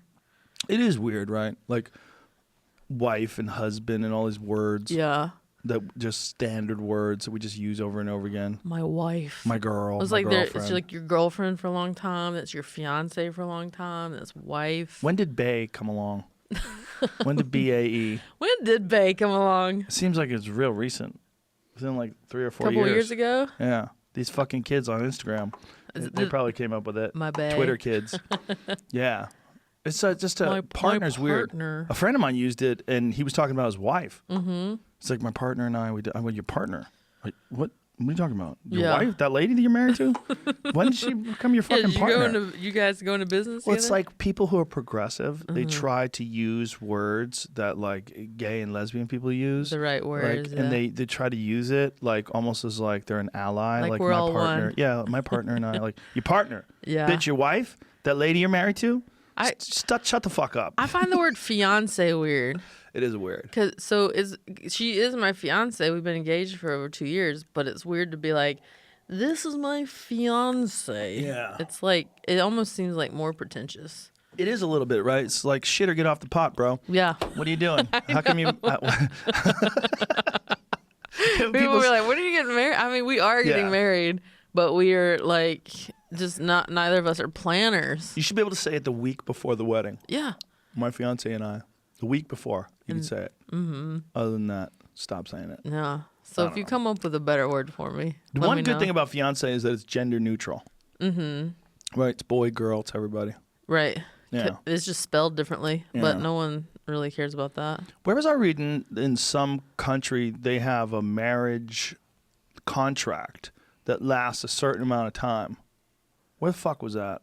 I was like, wow, that's interesting. It's like a 5-year contract with an ability to renew. And so if it's not working out, it just dissolves. Yeah, it's like a lease on a car. You just get that piece of shit back. That's not bad for some people because it's great for some people. Anna Nicole Smith's husband would have loved that. Yeah, just take a lease and try it out. Yeah, it'd save you a lot in divorce fees and all that. Because this is, I don't know. It's weird. It's like in a case like the Anna Nicole Smith bit or the Anna Nicole Smith situation, like that kind of situation is weird when one person has the money and you could tell the other person is only with them for the money. Right. And they're trying to talk them into signing a contract and then they'll eventually leave them. Like I knew this lady, she was really hot. Her boyfriend was really not. And we all knew what was coming. Right. And the guy had money. And he wrote her into his... Oh, yeah, they got married. Yeah, they got married and she took the house. She took everything. Oh, she left him? Yeah. We knew she was going to leave him. How long did she stay in it? She stayed in it a couple of years. Just enough to get the chizash. Just enough. That's brutal. It was ugly for all involved. Yeah. Watching it on the outside, we're like, that poor bastard. But you can't say anything to your friend because then your Can't say friend's a like, well, goddamn what's thing. wrong with me? Why would she not want to be with me for me? Well, I wasn't tight enough with him. Okay. Yeah, he was just a casual friend. Yeah. He's a nice guy. But it was like the writing was on the wall. Oh, yeah. The moment I saw the two, I was like, oh, he's got money. And Yeah. I see what's up. And she had hungry eyes. That bitch was looking around. Hungry. Yeah, she was looking around. She's like, what you got in that? What you got in that wallet? Yeah, she was looking around for other dick too. It was just one of those things. Man. They're always looking for the next. But it is a possibility. That's the thing. It's like being a prostitute's illegal, but being a gold digger's fine. Right. Like you should go to jail for being a gold digger. And what's the difference? You know what I mean? The line is not that far apart. It's very close. Yeah. Like, do you remember Donald Sterling, the guy who owned the Clippers? He had a really hot girlfriend. She recorded him saying some racist that's right, shit. Yeah. That was a perfect example. Like that girl was clearly a gold digger. He was disgusting. Yeah. He was disgusting, and she was hot. and then he had to sell, right? Yeah, they made him sell the team. I had a whole bit about it because it's really funny. What he said was, he goes, I don't care if you fuck these guys, just don't take pictures with them. That's what he said? Yeah. See, everybody, like, it was a virtue signaling opportunity for everybody to make sure that everyone knew that they were not racist and that they abhor racism. Right. Which is wonderful, right? But what he said was pretty reasonable. He said, I don't care if you fuck these guys, just don't take pictures with them. Yeah, So, like embarrassing him or yes, something? Exactly. Yeah. But it's his girlfriend. So imagine if he said it the other way. I don't care if you take pictures with him, just don't fuck them. Right. That would be reasonable. Right. So he's giving her a way better deal. She's allowed to fuck them. Yeah. He's saying, I don't care if you fuck these like, guys. Take all the selfies you want. Yeah, just don't take pictures. Imagine if he said it the other way. Everybody would be like, well, that's reasonable. Yeah. If he said, just take pictures all day, but don't fuck them. That would be like a standard thing that someone would ask of a spouse. I mean, most spouses don't want you fucking other people. Most. Some of them do. Yeah. That's where it gets really weird, right? The people that want you to fuck other people. Like they want the you open to, stuff? You take pictures. Even worse, like cucks. Like there's guys that want guys to fuck their girl. Oh yeah, because it's like masochists or something like that. No, they're cuckolds. Oh. That's what it's called. I mean, that's the real term. Oh, I didn't know. Yeah. I just thought those were like pussies. That is pussies. Okay. But the origin of the term is cuckold, and the origin of the term is like a man who knows his wife is fucking other guys, I and didn't know that. either approves of it or likes the feeling of shame. Right. There's some men that like the feeling of shame and humiliation. Mm-hmm. That is not me. It takes all kinds to run this world. I'd be crying like a bitch. What? But isn't it weird how it does take all types of people to run this world? I mean, People have there's so many different kinds of people. Yeah. When it comes to like sex stuff, people are all over the spectrum. all over the spectrum. Yeah. Furries. People like to dress up like mascots. Yeah. There's a lot of CEOs that like to hire dominatrix to tell them what to do and to kick them in the balls. It's the only person that will like talk to them like that. They like it. They like guys they like women to spit on them and stuff. And piss on them and just treat them like shit. I'll tell you this. I don't want to be pissed on. I stepped on a sea urchin once. Yeah. And somebody said, I'll piss on your foot. I was like, I'm going to just be in pain for the next 2 hours. I don't think that works. That's what they say, but I stepped on one too. They just poured vinegar on it. I'm like, you don't have an ointment? Like, why do you have to go straight to pissing on my foot? Not much they can do. I just pulled the things out. I had to pull them out. We were snorkeling, and then we got near this reef, and I wanted to put my feet down, catch a little break, and I just went right onto a sea urchin. Well, I attempted to surf in Hawaii, and I couldn't even get my board past the break, and so it kept pushing me back in. And I got so tired of just like, I had no upper body strength. So I was like, fuck it. I stood up and immediately stood on the sea urchin. Yeah, those fuckers are rough. Yeah. They don't want to get eaten because they're delicious. Have you ever had sea urchin sushi? Never. Oh, so good. It looks like an orange tongue. Oh, that's that orange. Yeah. I've never had it because it looks weird. It does look weird, but it's quite delicious. And the texture's not? It's a little mushy. Okay. But texture doesn't bother me. Texture bothers me. I can't eat certain foods. Really? Like what? Like strawberries. I know it's so weird. That's a crazy one. The little seeds. Oh, really? The pokey outy seeds on the outside? I hate them. Like really? the feeling of like what about biting. kiwis? You okay with that? Be the same because it's mushy and seeds. Oh, you're a weirdo. I'm a weirdo. Yeah, you definitely. I think I'm just coming up with excuses not to eat fruit. Like mentally, I'm telling myself this. Keep away from seeds. Yeah. Are you okay with oranges? I like oranges. Yeah. What about when you find a seed? Do you get mad? It's different because it's not like that hard. I don't know. Something about the hard, crunchy thing I don't like. Interesting. Same with like raspberries. Oh, okay. Those kind of seeds. Raspberry seeds are a little odd. Yeah. They're a little odd. But I love the flavor of strawberries. So what do you do about it? I just make someone peel your strawberries. That's what you do when you become a super baller. You're flying around in private jets, getting your toes done. Just have someone peel your strawberries. They're like, why? Because I said so. Do it, bitch. Peel the strawberries. You don't have any texture thing? Like no. No. Well, good. No, I don't have any problems with texture. Mm-hmm. Yeah, I get it though. I eat a lot of crazy shit though. Yeah. Yeah, I don't have any problems with. You're a very healthy guy. I'm pretty healthy. Mm-hmm. Yeah. Good for you. Thank you. Good for you. Do you have any aspirations to be healthy? Do you want to one day? I mean, I've been trying to be better. I lost 40 pounds. That's awesome. Congratulations. Yeah, thank you. I mean, it's more like 32 now. That's good enough. But you know, it's a start. I mean, it is a good start. It always fluctuates, but I think once I got with my fiance, she's very skinny. Your partner? Yeah, my partner. She's very skinny and she comes from a healthy family. And did she ever like, bitch, you're crushing me? Well, she was just yeah, pretty much. She just was like, you know, we were like in love and it was new. We were eating on like 10-course meals all the time. And woo, that's nice. You know, you're just like, then you're just like living the high life together. Watching Netflix. Do you drink? So you're drinking wine? Yeah, drinking wine. Old fashions, my drink. Good times. Getting a little lit with the one you love. But we both just like, we got engaged and saw our engagement photos and we were like, oh shit. Oh shit. Like there's no joy in looking at our engagement photos. We're both like horrified. So it like was the catalyst. We did that whole 30 thing. You know what that is? What's that? It's like for 30 days. It's an elimination diet. It's like no sugar, no dairy, no gluten, soy, all that stuff. No alcohol. And it really like made me for the first time start reading labels. I started realizing like what all the chemicals were in foods. And it's basically eating whole foods, like meat and vegetables basically for a month. And how'd it go? I lost 20 pounds the first round. That's amazing. Kept it off and then did another round like 6 months later, lost another like 18, 20. And I kept it off for a while and it's like over the holidays, like 7 pounds or so creep back in since the holiday creep. Yeah, but at least I'm like, we're trying to go hiking together because I just come from a family. I come from, I'm from North Carolina. We love fried food. My we're big folks. And I just never really learned that nutrition thing, you know. Yeah. We didn't have a lot of money.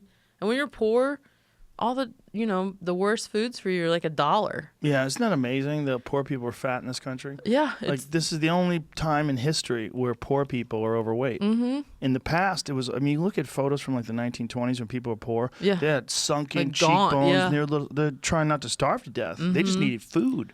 Yeah, so, it's like when you don't have a lot of money, you do tend to go to, like, the fast food places, the food that's not good for you. So I'm almost, like, having to retrain myself and my brain as an adult, and it seems, like, backwards. Like you can eat pretty good at fast food if you're smart. Yeah. Like, if you can get, like, 3 Egg McMuffins and just take away the bread and just eat the ham and the egg. And that is actually good. It's not bad? It's actually good for you. Yeah. I mean, it's a bullshit egg. It's a really, the yellow of the yolk looks like your legal pad. Right.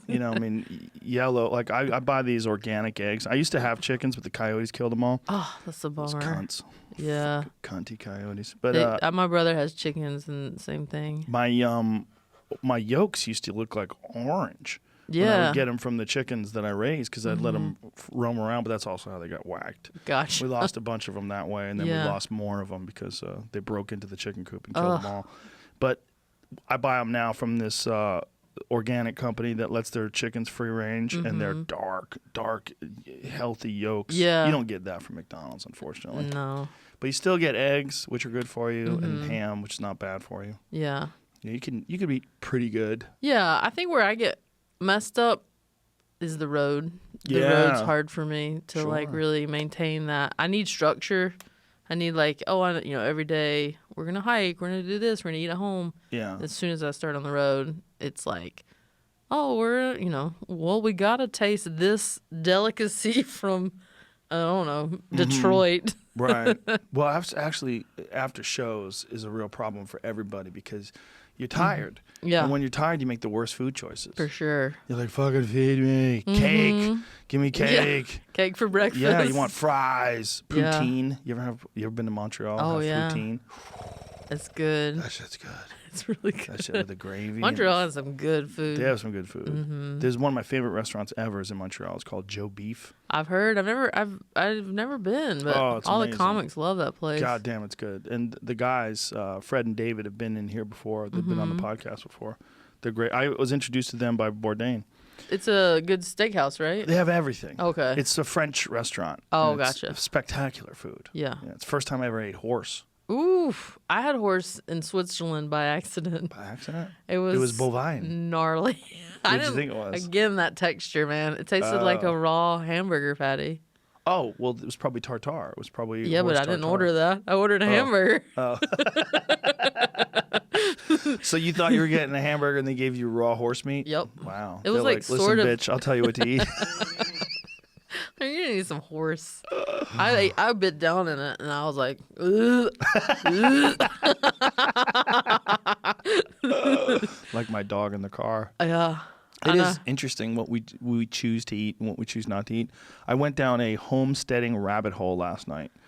For whatever reason, sometimes I go on these YouTube rabbit holes. And last night I spent an hour watching videos of people who raise all of their own food and they homestead. Okay. And this one guy was talking about rabbits, and he raises rabbits, and he has these rabbits in hutches. Yeah. These hutches, and then they keep them and eat them. Yeah. And he was like, 2 rabbits will give you 600 pounds of meat a year.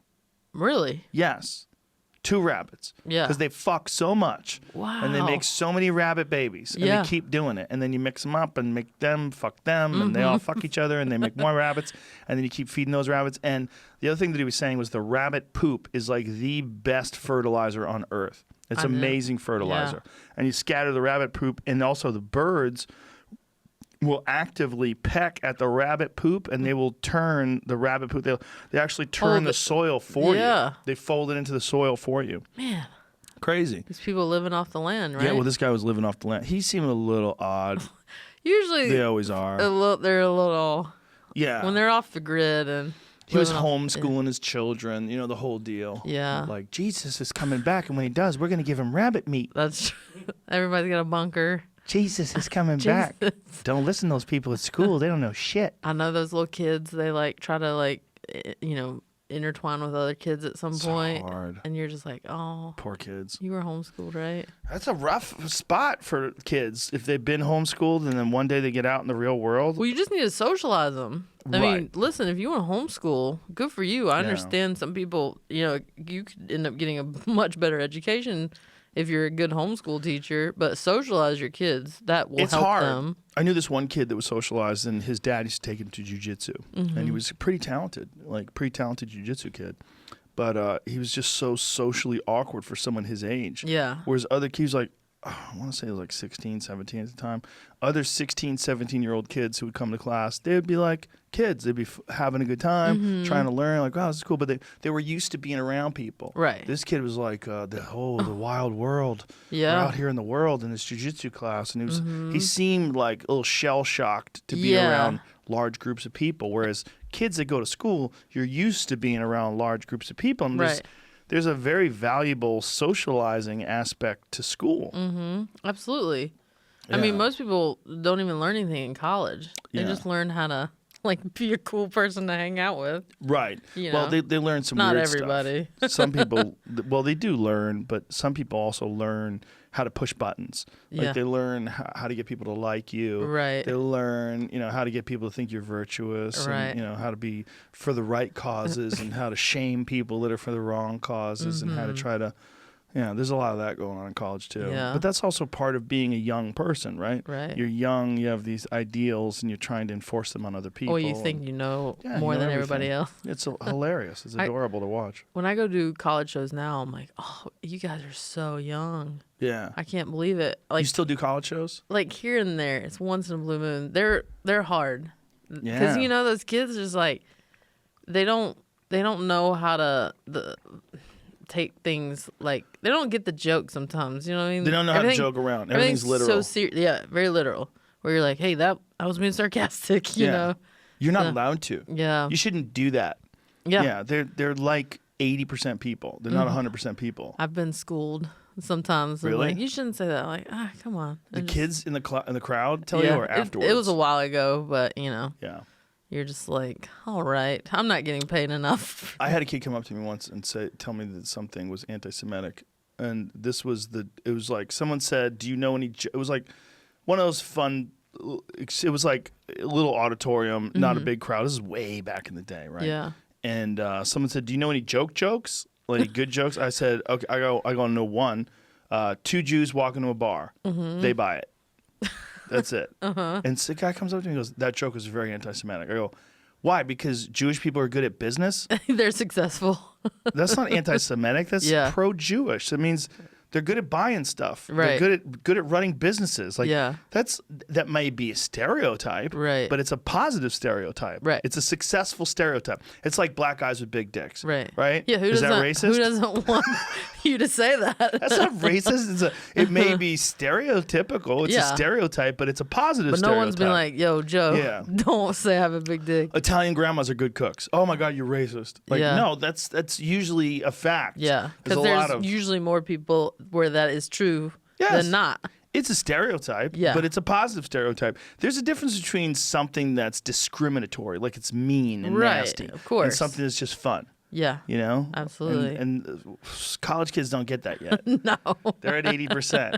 And so I had this conversation with the kid. You know, he like felt like, boy, he was gonna tell me. You know, he came up to me to let me know, like, you know, this is the 90s, Yeah. early 90s. And I was like, how is that possibly anti-Semitic? Yeah. And he didn't have an answer. He didn't have an answer, He was yeah. baffled. He He just thought he heard- could just say it, and then I'd be like, "Oh my God, I'm sorry. I didn't know I offended you." And like, Right. you did. And then he was gonna leave. And that's I'm it. fucking yeah. But I was like, showed him. I'm like, think about what the joke is. I'm saying they buy the bar. Like, Yeah. how is that bad in any way? But that's half of college shows. You're explaining your jokes.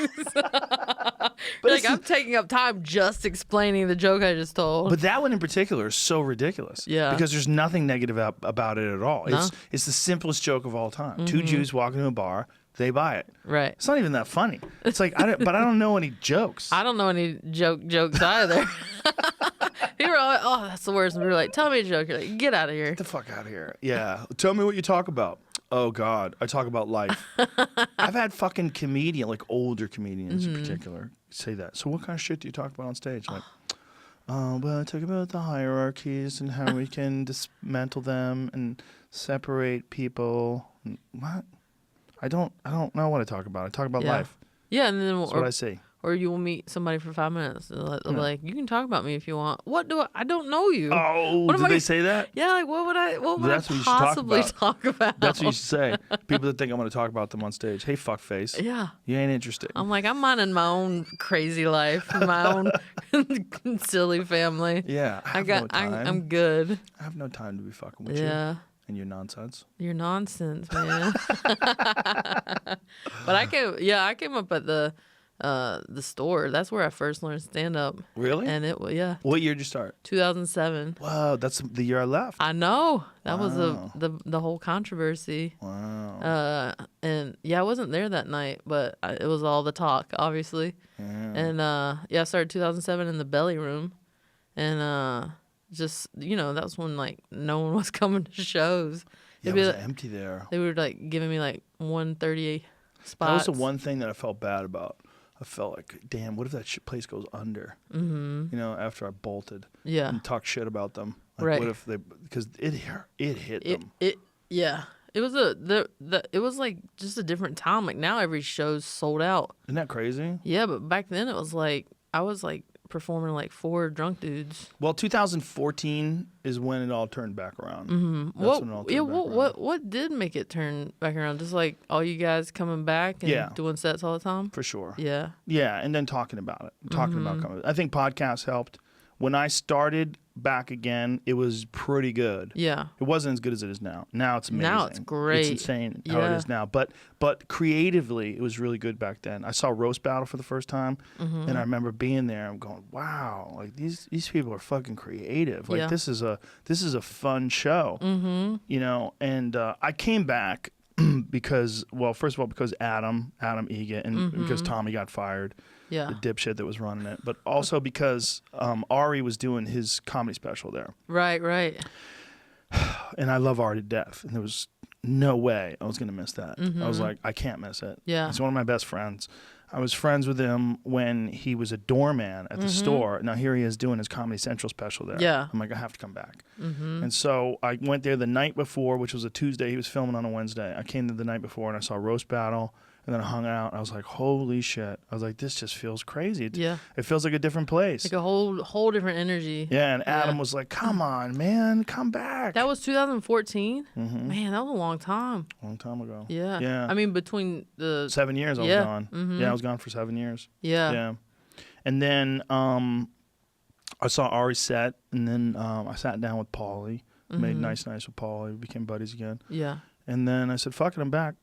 And then when I came back, Joey came back, I think a little bit before me. Yeah. I think Joey was back like maybe a month before I was, which helped me as well. And then Duncan came back a little bit after that. And then Adam, because everybody loves Adam, he opened the door to a bunch of comics that never worked the store before. They thought it was dark. Like, a lot of people thought it was like a gross place. Well, it had a weird energy. Yeah. There was, like, you would walk down the hall and you could feel that sort of heaviness. And you're like, this is a comedy place. Like, this is weird that it feels so heavy. Well, that place has gone through weird peaks and valleys. When I went there in 94, I first came here from Boston, or from New York, actually. I went to Boston, New York. But when I was in Boston, it was Mecca. We would talk about it like, dude, that's where Kinnison came from. Yeah, Kinnison was at the store. Richard Pryor. You know, Bill Hicks was a doorman. I mean, we would talk about it like with like hushed tones. It was like the Mecca. It was Mecca. But then when I came here in 94, it was dog shit. Really? Oh, it was terrible. Yeah. It was terrible. There were a bunch of Bodaks. See, what happened was Kinnison died in like 92. And when he died, there was a vacuum. There was a void. And he had already left the store. He left the store, I think, like a year or two before that. He had a falling out with Mitzi, and, you know, he was fucking crazy. Right. Kinnison was, like, legitimately crazy. Yeah. And there was a wave when he was there where a bunch of people would come to see him and some of the other guys, like, you know, Rick Dukeman and some, you know, there was Martin Lawrence was there. And then, well, actually, Martin Lawrence was there during 94 when I was there. Yeah. Maybe like 95 or 96. But when I came back, most of the nights he would be there, like Monday, Tuesday, Wednesday, Thursday. It was like terrible. Half-filled rooms, terrible acts. People that should have quit comedy years ago, but they were only doing the store. They were getting spots, too. They were getting spots, but they weren't working. They weren't, like, working comics. And they were working probably the same material. That was happening a lot even when I started. Yes. They were working the same material forever. For years and years and years. And that was fucking gross. It was weird to see. Like, I remember the first night I came there, I sat in the back of the room to watch a show.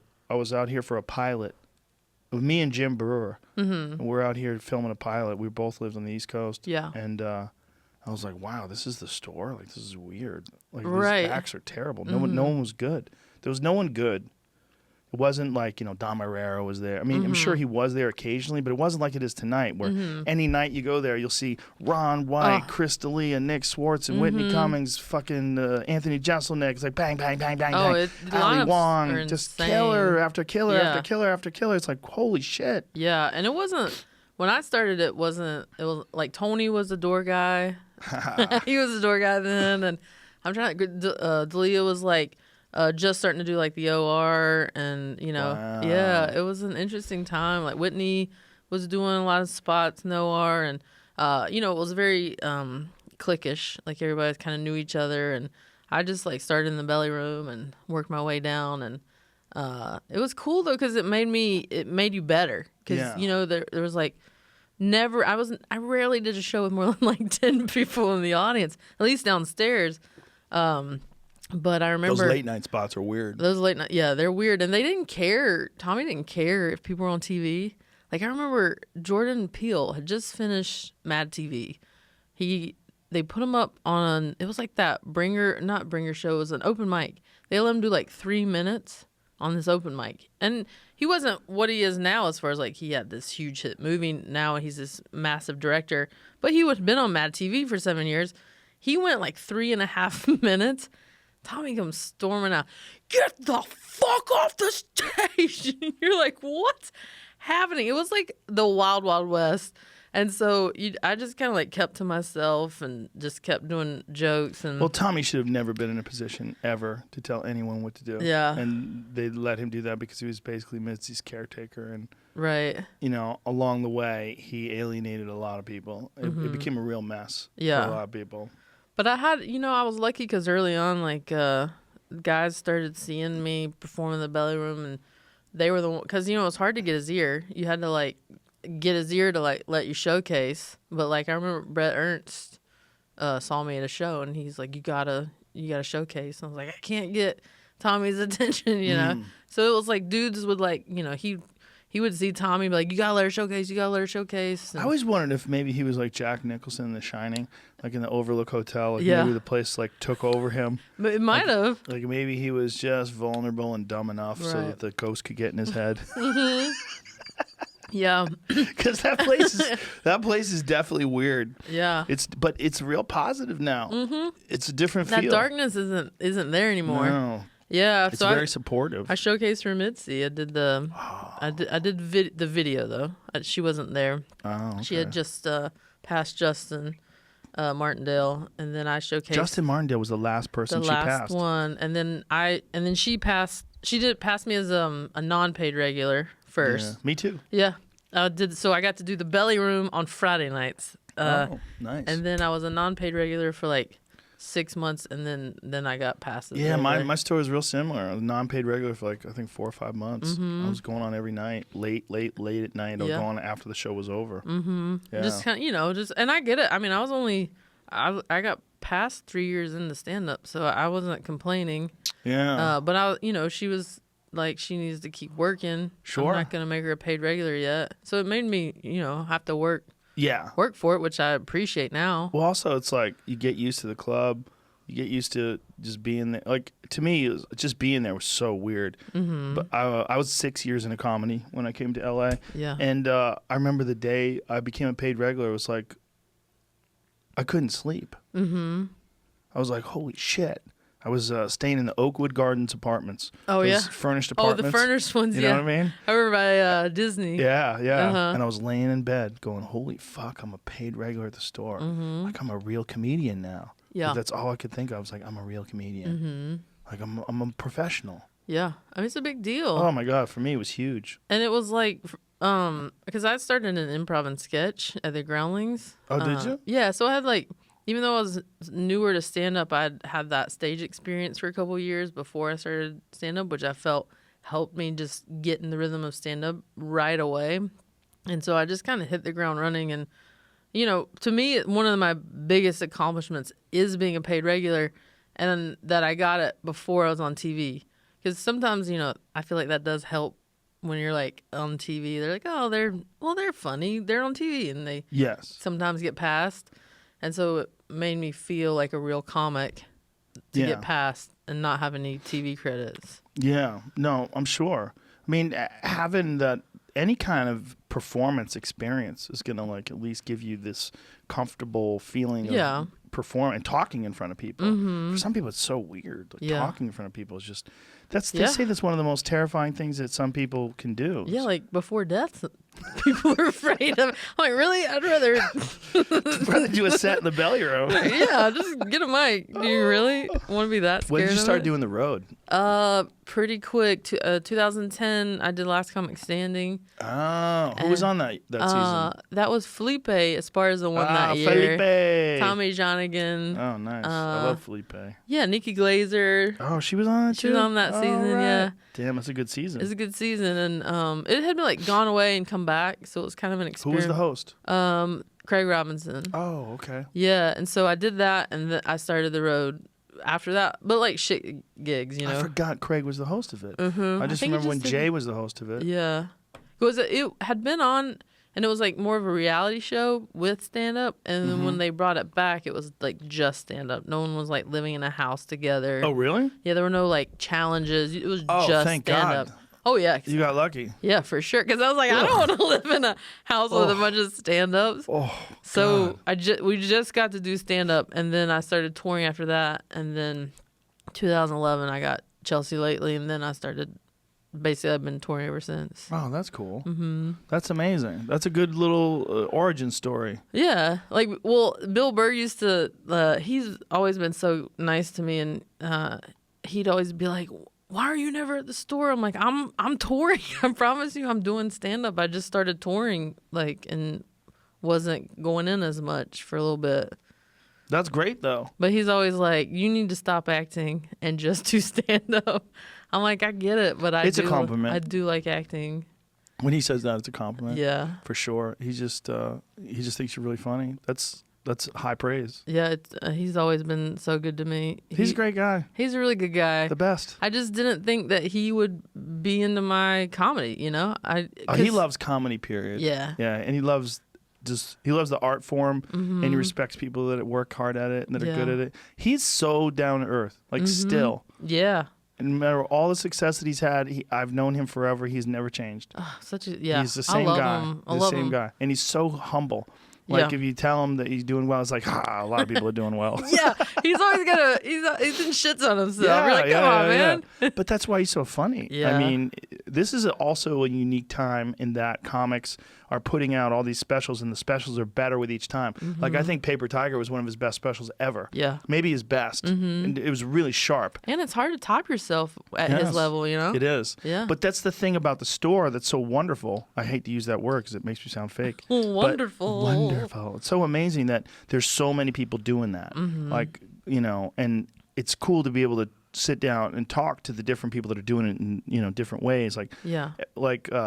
Bill doesn't put himself on any kind of a cycle. He just decides when it's time to do a special. Yeah. It's like, I don't want to ruin it. Whenever I want to do it, then I'll do a special. Right. But Jesselneck puts himself on a cycle, and it's an interesting cycle. Oh, does he? 1 year all in town, crafting the material. Oh. 1 year clubs. Okay. 1 year theaters, film a special. I did not know that. Yeah. I did not know that. Yeah. Jesselneck is one of the hardest workers and one of the most clever writers in the business. Yeah, he's very sharp. Very clever. Yeah. And his jokes are one of those jokes where you hear it and you go, ah! Yeah. Like there's like a pause. We're like, God, that's a good point. Well, because you don't see it coming too, Yes. which is a Yes. real talent. Yes. And he goes dark. Oh, it And gets dark. there's Yeah. only so many people that can get away with that. Oh, he can get away with it. Where you're like, whoo, you did that. Yeah, but he's confident, and it's also just it's so well done. Yeah. It's like if you're gonna drive fast, you better be really good at driving. You know what I mean? Yeah. Like if you're gonna do dark comedy, you better be really you good better be really at crafting good. jokes. And you got to go all in. Yeah. You can't just dip a toe in it. Dip a toe in the he's dark. fucking cliff diving. Yeah. He makes me laugh though. Like there was a LA Times, I don't know what it was, they were interviewing like Sebastian Maniscalco, and they came to the store to interview him, and they said that Jesselneck came in the room where he was being interviewed and just sat and stared at him to purposely make him uncomfortable. I thought that was so funny. That sounds like Jesselneck. And then he finally got to Sebastian, and he's like, "Okay, can you get out of here?" He's another guy. Sebastian is. It's hugely successful, but really humble. Never changed at all. Yeah. Just happy and grateful and. Yeah. Yeah. Well, that's the cool thing about comedy right now. I mean, you've seen so many different iterations of it, but like dudes are selling out arenas. I mean, you too. It's like comedy's like as big as rock guys. Like it used to be the opposite. It was always the rock guys were like here, and the comics wanted to be them, and now they're all these guys are like killing it. Yeah, well, the difference is the rock guys have a fucking band, and they have to get along with the band. Yeah. And they I bring different opening acts all the time. I don't want anybody to get annoying. Yeah. I mix it up. Yeah. And we don't have to bring shit with us. We don't have to bring drums. Isn't that the beauty of it? I don't plug in an amp. No. And hear the feedback. You don't do a tour bus, right? No. What am I, Bert Kreischer? That fucking dipshit. He's got his name on the side of it. I love him to death. He's one of my best friends. But what the fuck, Bert? I love Bert, but that is what the fuck? His big picture of his face all over his bus. It's me. I'm coming to town. He and Joe Coy always mess with each other. Like Joe's all showing his plane and Bert's showing his tour bus. What, does Joe Coy have a plane with his face on it? Not with his face on it. Just they're like showing off their like modes of transportation. Yes. And I'm all like, I hope I get upgraded on American this weekend. Yeah, look at that. Look at that bus. Look Get at the that. Fuck out of look here. Look at those beautiful boobs. Body Shot World Tour. Look, he's got his fucking podcast. That's just, you're just begging to get stalked. Yeah, but I mean, it is That's a what he wants, though. It's a rolling advertisement. I mean, I guess it's also annoying. All of his friends are like, "What are you doing, man?" But he's been that guy. Yes. Forever, where he's just like, "Hey, I'm going to a bar after the show. Let's go." Mm-hmm. Like, I don't think he cares. Like, he's drunk. Yeah, he's just Why would he care? He's drunk. And in college, he was like the dude, the party guy. He was the inspiration for that movie with Ryan Reynolds. Van Wilder. Yeah. He was the inspiration. I know. Yeah. It's crazy. Like, isn't that fucking nuts? That's how. So a guy like Bert, God, I love him to death. He would have a bus with Of his course face he on would. it. Of course he would. But yeah, he's so silly. It works. It's also, he's so grateful because he had this Travel Channel show. Yeah. And all of us, Bert was out there traveling, and he's doing these shows, and he's gone for months and months at a time. And all of us, like Bill talked to him about it. I talked to him about it. Like, I remember I called him once, and he was drunk on a motorcycle in Vietnam. He told me that story. He said you were a big reason why he was like, I gotta stop doing this and get back to stand up. Yeah, I'm like, dude, you're a great comic. You're a funny guy, and you that'll go away, and you'll be at the beck and call of these people in the Travel Channel who want to censor you. I mean, everything has to be like squeaky clean down the middle. Like, I was friends with Bourdain, and he had real problems with the Travel Channel. Yeah. You know, at the time, I think they were owned by very religious people, and I didn't know that. Yeah, there was a lot of weird shit. So they wanted he couldn't talk about things. Yeah, look, Bert's a fucking savage. He's a drunk savage, and he's out there. You know, I mean, he enjoyed being employed on television. Right? It was all good. It wasn't a bad thing. It was a great job. I'm sure he loved the job. But I equated it. I had experience doing Fear Factor, so for me, it was like kind of the same thing. But at least Fear Factor, I was in town. Yeah. And I could do the store at night. But I was telling him, I'm like, listen, man, you won't be happy unless you have a career as a stand-up. You're always going to wonder. You're always going to see these guys, but you're going to drive by the Improv, see these guys headline, and you go, that could be me. I could be up there having a great time. Yeah, and look at the level he's at now. Yes. That wouldn't have happened. He's crushing it. Yeah, he's crushing He's selling out fucking theaters everywhere. Yeah, everywhere. Yeah, it's a direct result of him deciding to take that chance, and that's a hard chance to take when you have a family. I'll tell you, that's one of the hardest things in this business is betting on yourself. Yeah. Because it's so hard to get stability in this business. So when you get a taste of it, you're like, oh, I don't want to mess this up. Yes. But you don't realize that the risk is greater. You might fail, but the risk is if it works like the reward is times. Way greater. Yeah. Yes, exactly. Yeah. But that's a hard leap for a lot of people to take. It is. It's one of the reasons why I have so many jobs. I don't want anybody to have any power over me. Yeah. Like I have a good philosophy on how I do my thing. You know, I just want to do my best and have fun. And the more people that are in your ear talking to you about stuff and telling you what to do and what not to do and what you can get away with and not get away with, the more you're fucked. Well, yeah. It's like you're never going to find your best voice. You're just not going to. Well, because you're not being you at the end of the day. You're compromising yourself for some company, or you're compromising yourself because you want to get hired for the next job after this job is over. But when you don't have a job, and you're just an artist. Right. Then you just get to create the best comedy you can create. And the podcast thing just sort of like became like a support. It started off just for fun. Yeah. And then it became like a support mechanism. And then it became what it is now, which is just bizarre. How long ago was it that it started? 10 years. 10 years, yeah. Oh. So it was like at the forefront of it. Yeah, I started after I got booted from the store. Yeah. Yeah, I started 2 years later. You're like, find your own outlet. Well, it was that. I was also depressed. I'd just come back from Colorado. I was trying to move to Colorado. Mm-hmm. But then my wife got pregnant when we were in the mountains. Mm-hmm. And we got a house in the mountains, like 8,500 feet above sea level, like way up there. Like to live? I wanted to live up there. Yeah. Yeah. I was tired of for me, it was like big crowds, like all these big crowds.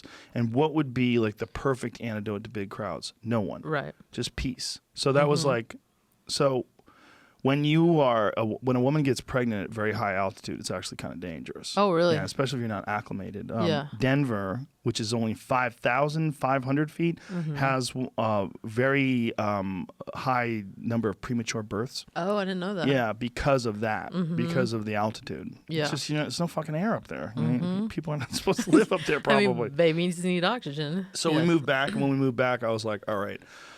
I got to do something different. And so me and Red Band started doing just with a laptop answering questions. Yeah. Just like doing a live stream and answering questions to knuckleheads, like 200 people. Yeah. And that's how it started. Like you put it up on your own website? Put it up on Ustream at first. Okay. And then after a few months, we decided to start uploading it to iTunes as an audio version of it. Yeah. And then it became what it is now. That's awesome. It's very strange. Yeah. But that also helps me to not have a job. Right. It's like I don't have to think. Well, now you are not making decisions out of fear. Exactly. Yeah. And that's where people really get bit in the ass. Yes. Everyone's making decisions out of fear. But it's hard. It's hard to take that fucking leap. It's hard. It's dangerous. It's a dangerous leap to bet on yourself. Absolutely. Yeah. When did you first realize fully you're making a living doing stand up? When did you go I don't need anything else? I like I said, I started touring in 2010, but it was to small clubs and were you middling? Yeah. Oh no, I never I went straight from the store to headlining. Really? Yeah, it was a weird journey. That's crazy. I wish I had middled. How the fuck did you do that? Last Comic Standing and Chelsea, they came back to back. Wow. Yeah, and so because I had been at the store for 3 years just honing my material, and I was doing sets all the time. I was doing shows constantly around town. Last Comic Standing launched a lot of people, right? Eliza. Yeah. Who else? Felipe. You. Yeah. Was Alonzo? Did Alonzo get launched from Last Comic Standing? He's done so many things. Him and Kathleen Madigan, and they did it early on. What's Ralphie for sure. Ralphie, yeah, and Gary Goldman. That was early on. But Gary Goldman was on. He was already. Yeah, he'd already Dane been Cook thing. That weird HBO thing that they did together. I forgot about that. Yeah, everybody did. Yeah, and so I wish I had middled because I would have still to this day I'm like, God, I'm so curious how other people do their shows, you know. But I just sort of went from 0 to 60, doing the store for 3 years. That's crazy. To headlining, and so I just How much time did you have?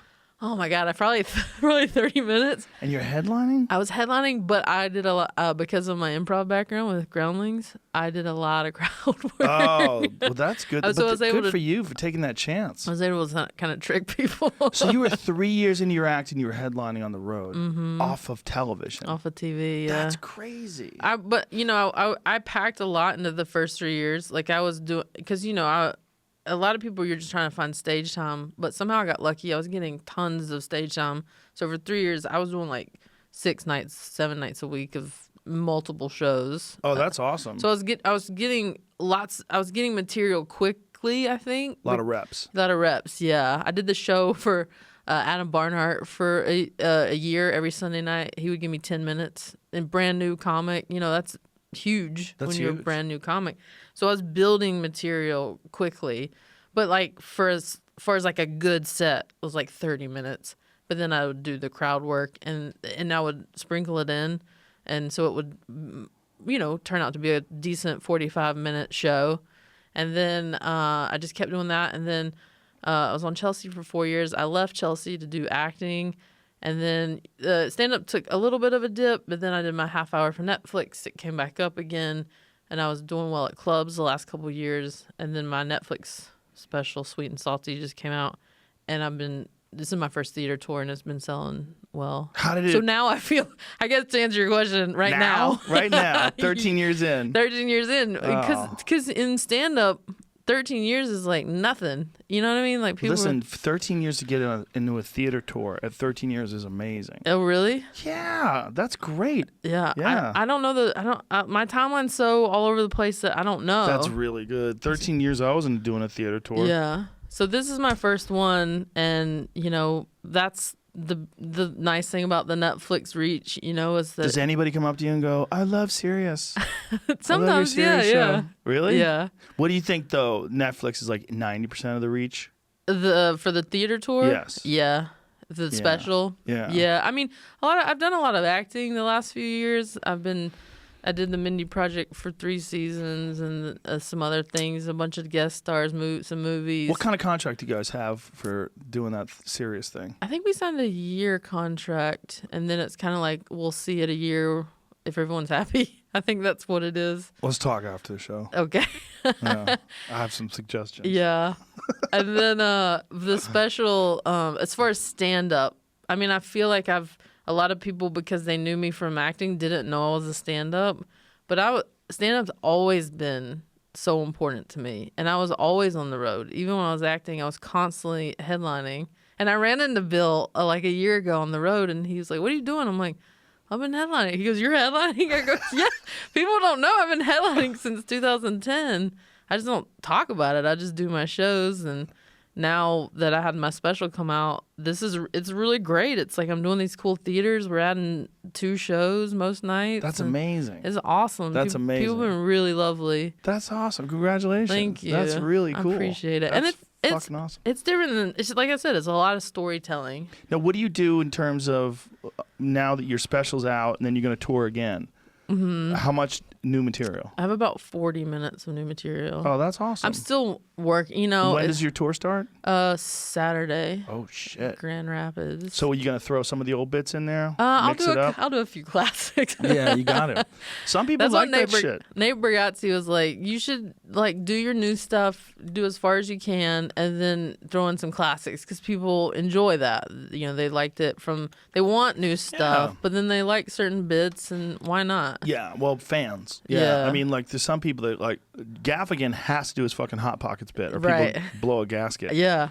There's certain people that, Sebastian does a lot of his classic bits when he does the road. Yeah. He does a lot of that.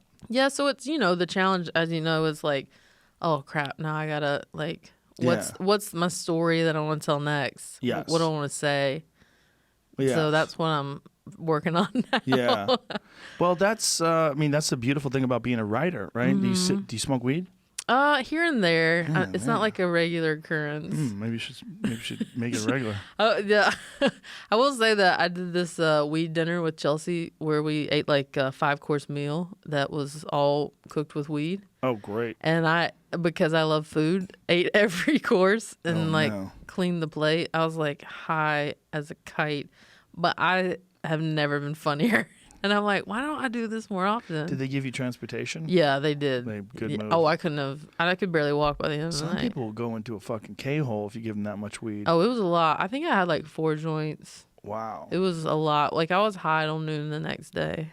Oof. But people to this day are like, that weed dinner was the funniest thing I've ever seen. Well, if everybody's high like that, yeah. As long as you're in a good place. Yeah, I was in a good mentally. place. And then at the very end of the night, it was all fog. I don't nothing. I remember sort of getting into the car. I don't remember any of the drive, and then opening the door to my house and then blank again. Good. It was too Perfect. much. It was you too made it much. home. I do remember thinking in my head, don't text anyone. Don't, because you don't know, or don't tweet. You don't know what you're going to say right now. So I just made myself pass out. Oh, that's good. That's perfect. You slid right into home plate. Yeah. That's perfect. I made it. You made it perfect. I nailed the landing. There's not too much. That's the exact right amount. You actually came in perfect. But I think because it did sort of open something in my head. Oh, yeah. That let the silliness just run. Yeah, that's what I'm saying. So I should do a little bit, when I'm Start before I right write. now. Yeah. Start right now. Just Want some right now? Sure. All right, I'll get you a blunt. Hey, kids. Don't try this at home. We got a speed weed chest. I'm gonna have to go home and write. The new tour starting. Yeah, I learned how to. I don't even know. I will tell you Smoke this because you were talking about Elon. You're not even sure if he inhaled. Because I normally just do a little edibles. I don't even know if I know how to smoke it right. I'm like the lamest person. Oh, hush. No, you're not. Just take a little bit of that. That's a blunt. Tobacco on the outside, weed on the inside. Shout out to speed weed. I don't even know if I know how to inhale right. Well, you figure it like out. Bill Clinton. Well, this isn't like Bill Clinton. This isn't rocket science. I think. You good? Blow it out? Did you blow it out? Yeah. Let me see. There's nothing in there. Did it go in? Seems like it did. I think it went in. All right, let's hold on to that. Don't do anymore. Let's see how that works. I gulped that. I was talking to Chappelle Lacey. You know Chappelle? Yeah. The dude who's like a unbelievable athlete. He was a cheerleading champion. Oh, really? Like level 6 world champion cheerleader, and he's built like a tank. I don't know him. He is. He's really funny, but he's funny. Like he's never smoked weed. He's like, I think maybe I want to try it. And I was like, listen, if you try it with a friend and try a tiny bit. Yeah. Try it with a friend who smokes weed. I just want you to go like this. A little. That's it. Puff. Hold on to it. That's it.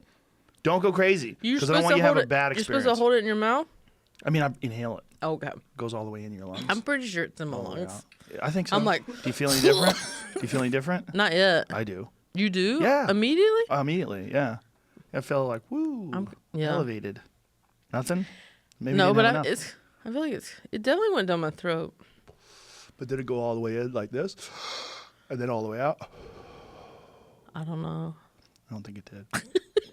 What if it did and I'm like... You don't need it. You don't need it. You're good. I'm high on life. I don't want you to freak out. Oh, no. Some people freak out. I won't freak out. We've had people freak out. Who's the biggest freak out we've ever had in here?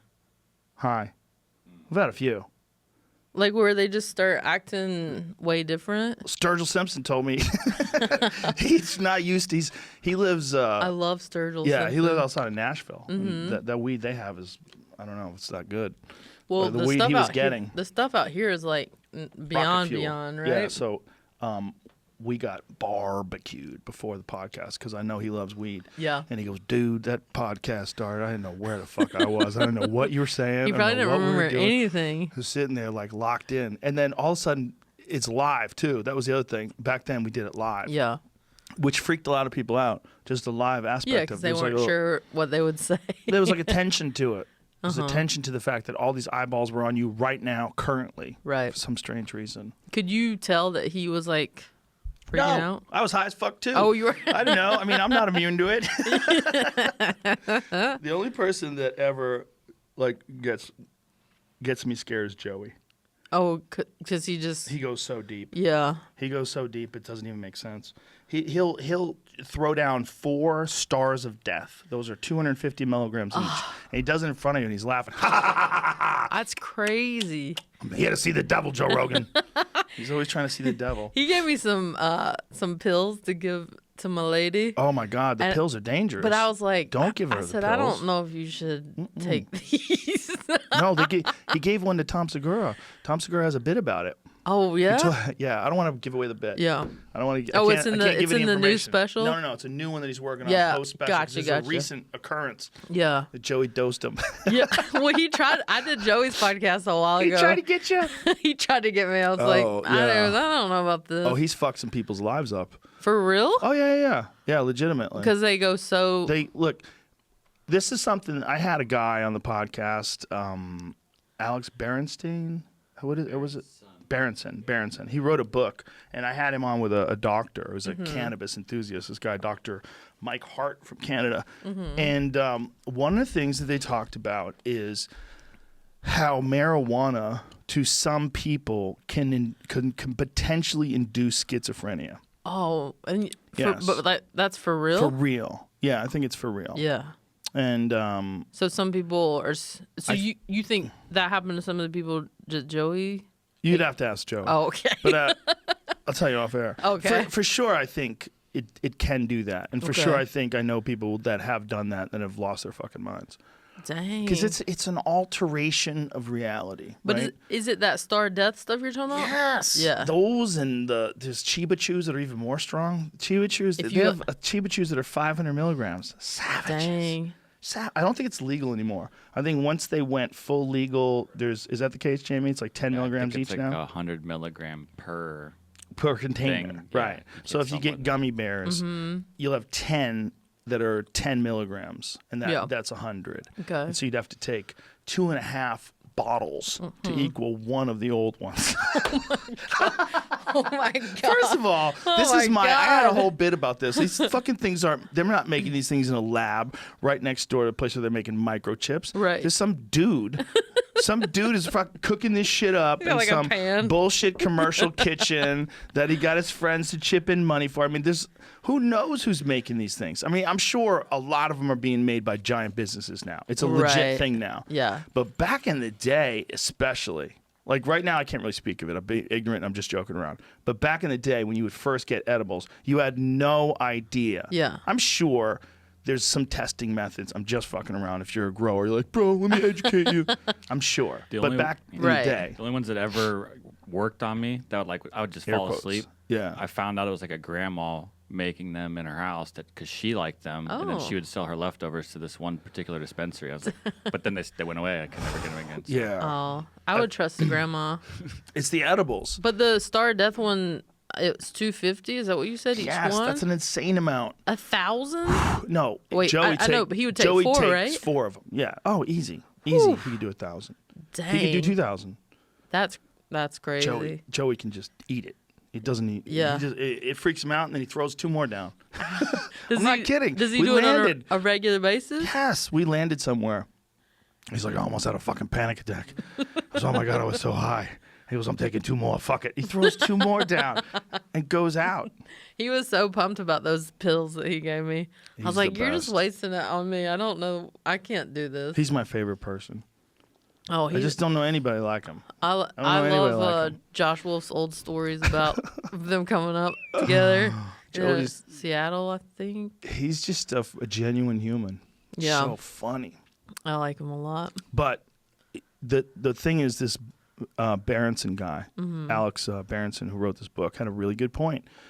Is that we think it's fine because it's fine for you.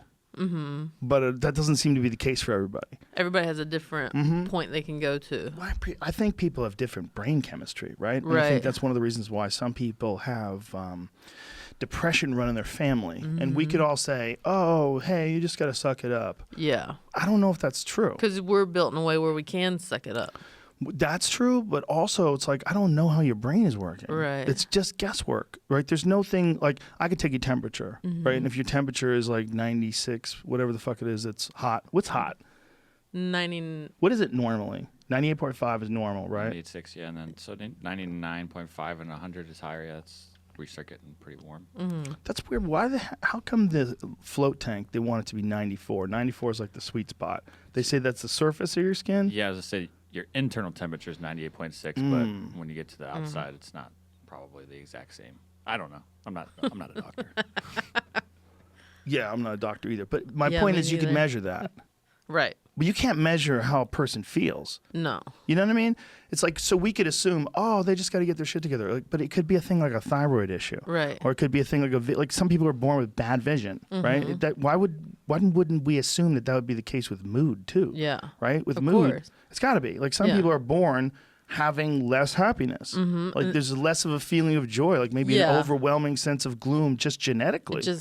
I know people, we all know people who've just always been kind of like down. Right. Now, if you give certain people like that some medication, it can help them, right? And I think it's a leveling thing, right? It levels certain things out. I mean, it's not an exact science, right? They're always trying to find things that work for you. That's what but they can help you. Like if people are in a situation where I know people that have been like really suicidal, and they got on some stuff, and it helped them a lot, and then they slowly wean themselves off of it after they had improved their lives, and they found they didn't need it anymore. Yeah, because it dulls other things. It's some of that stuff, you know. Yes, it's tricky. You're messing with brain chemistry. You know, like hopefully it works. Right. But the goal is to get you feeling better than you feel, right? Yeah.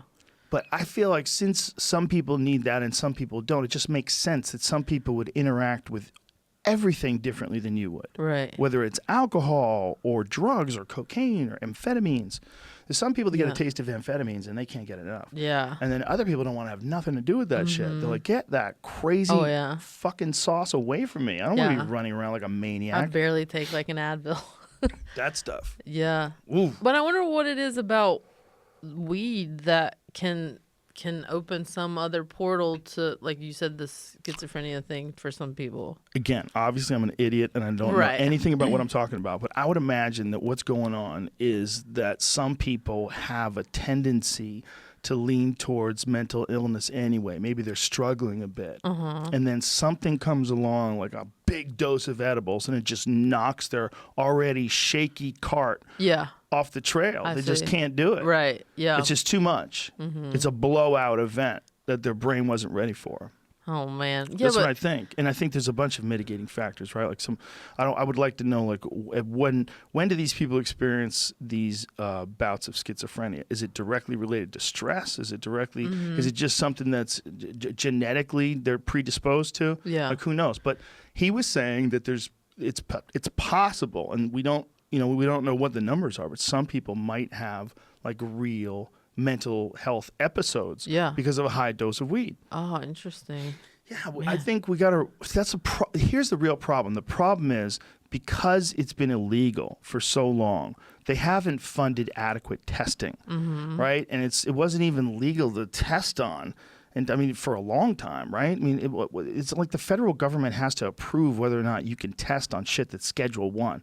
Like if you wanted to do some studies and you wanted to do some studies on cocaine, and what it's like when people use cocaine. What's the effect of cocaine? Like, you're going to fund cocaine studies. Right. They're like, it's illegal. Why would we want to get to the bottom of what it does to you? What? Cocaine might not be Schedule 1, right? You might be right because it's got medical. Right? Yeah. So Schedule 1 is all the good stuff. Yeah. It's mushrooms. Schedule 1 is mushrooms. All the stuff that can get you to see God is Schedule 1. Hallucinogenic stuff. Yeah. That's right. Yeah. Is heroin Schedule 1? It is. That's interesting. What about morphine? Because morphine, don't they still use that shit in the hospital? Yeah. Yes. Yeah. I would say morphine. That button is rude. The fact they give you the ability to just juice yourself up. That's so crazy. You can just hammer that thing. Because why would you stop? Why would you stop? Especially if you could feel sorry for yourself if you're at surgery. Oh, yeah. Well, nobody wants to sit there in pain. No, fuck that. You're like... Especially when you're just sitting there anyway. Let's go for a ride. Bing, bing, bing, bing, bing. Let's put 5 quarters into this ride. It's like, I don't know. I can do that and go, okay, I don't want to do that ever again. Yeah. But some people can't. And I don't think we should think of that as anything other than a chemical thing. Seems like there's going to be behavioral things with people, right? There's some people that are addicted to gambling, right? That's not a chemical thing, but it still kind of is. It's a rush. Yeah, I think all that behavioral shit, it all ties in together. It's really interesting. Like dopamine. Yeah. Like spurt. Well, it's really interesting to think how other people's brains work. Like we were talking about Elon Musk. He's too smart. He's too smart. Well, like I can imagine what it would be like looking through that guy's brain. You know, his brain works different than mine. Oh, for sure. Right? There's different brains out there. And some of them create wild art, right? Well, there's also the middle part. The pistons have to shoot, you know. You have pistons? Well, you know what I mean. They have to connect. In the left brain and the right. There's the whole left brain, right brain thing, you know. I've never looked into that. Where sometimes the wires are crossed. Yeah. So that's why some people are better at math, some people are better at writing. You know, there's a different part of your brains affect those. That's interesting. I wonder if there's going to be a way to target those. I bet there's going to be a way where they put something on your head And it, because the things they do for PTSD patients, they do this thing where they energize with magnets, some crazy magnetic thing. It concentrates on a certain area of your brain where they feel you've been damaged. Oh, yeah. And fighters and some people with injuries, CTE injuries from the war, they've gone to this. It's a base. It's near where the bases are down in San Diego. Pretty close. I think maybe within an hour of San Diego. And they use magnets to stimulate your brain. And so I'm obviously butchering it. But somehow or another, they're helping your brain heal itself. Right. When I hear something like that, I'm like, okay. What if you just juiced up the right side? Right. What if you just juice it every day? Like nothing's wrong with it. Writing. Yeah, nothing's wrong with it, but I just want you to juice the fuck out of it. I'd like to be able to pass my math test today. Imagine if they came up with the technology. If they can come up with the technology that allows you to help your brain heal. And I know this is stupid, and I know I'm not a biologist. But if they came up with that, and they can help use these super magnets or whatever it is, from the outside you're wearing like a helmet or something, and it juices up your brain and helps your brain heal itself. Right. Why couldn't they make you smarter? I don't know why. Could you fucking imagine if they just started using, like really rich people just started wearing those helmets all day and just juicing their brain up all day, and their brains just keep getting bigger and their heads start growing? Oh my God. What if that is the future hot look, right? Future hot look. Like the hot look used to be like the bigger the person, like if a king wasn't fat, he wasn't attractive. Like kings wanted to look fat because that would mean you had all this wealth and all this prosperity. Yeah. And then people got skinny. Like this means you're fit. This is the ideal. Maybe one day the ideal is going to be a big old big fat head. Big old fucking alien head. You're so smart. You're just juicing your brain up.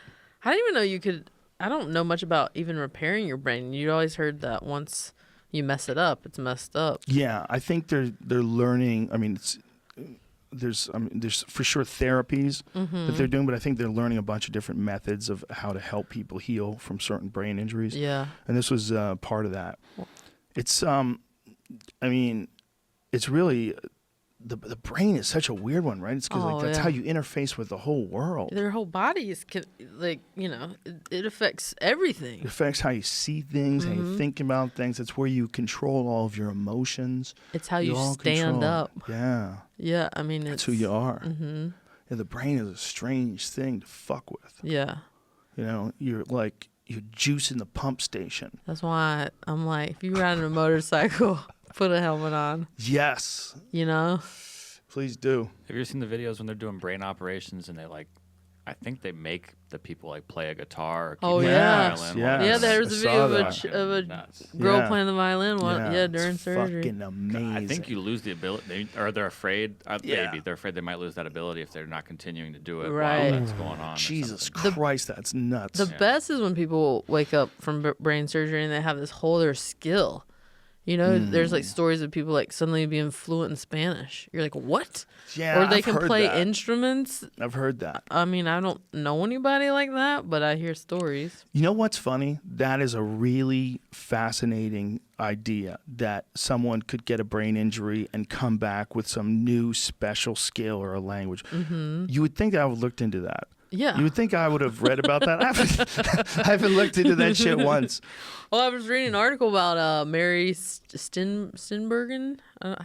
She's married to Ted Danson. I don't know how to say her last name. Yeah. She had some sort of injuries. She had surgery. I don't know if it was brain or not. It might have been brain something. She came back and had suddenly the ability to write music. Whoa. And she wrote songs for a soundtrack of a movie that just came out. And she never had that.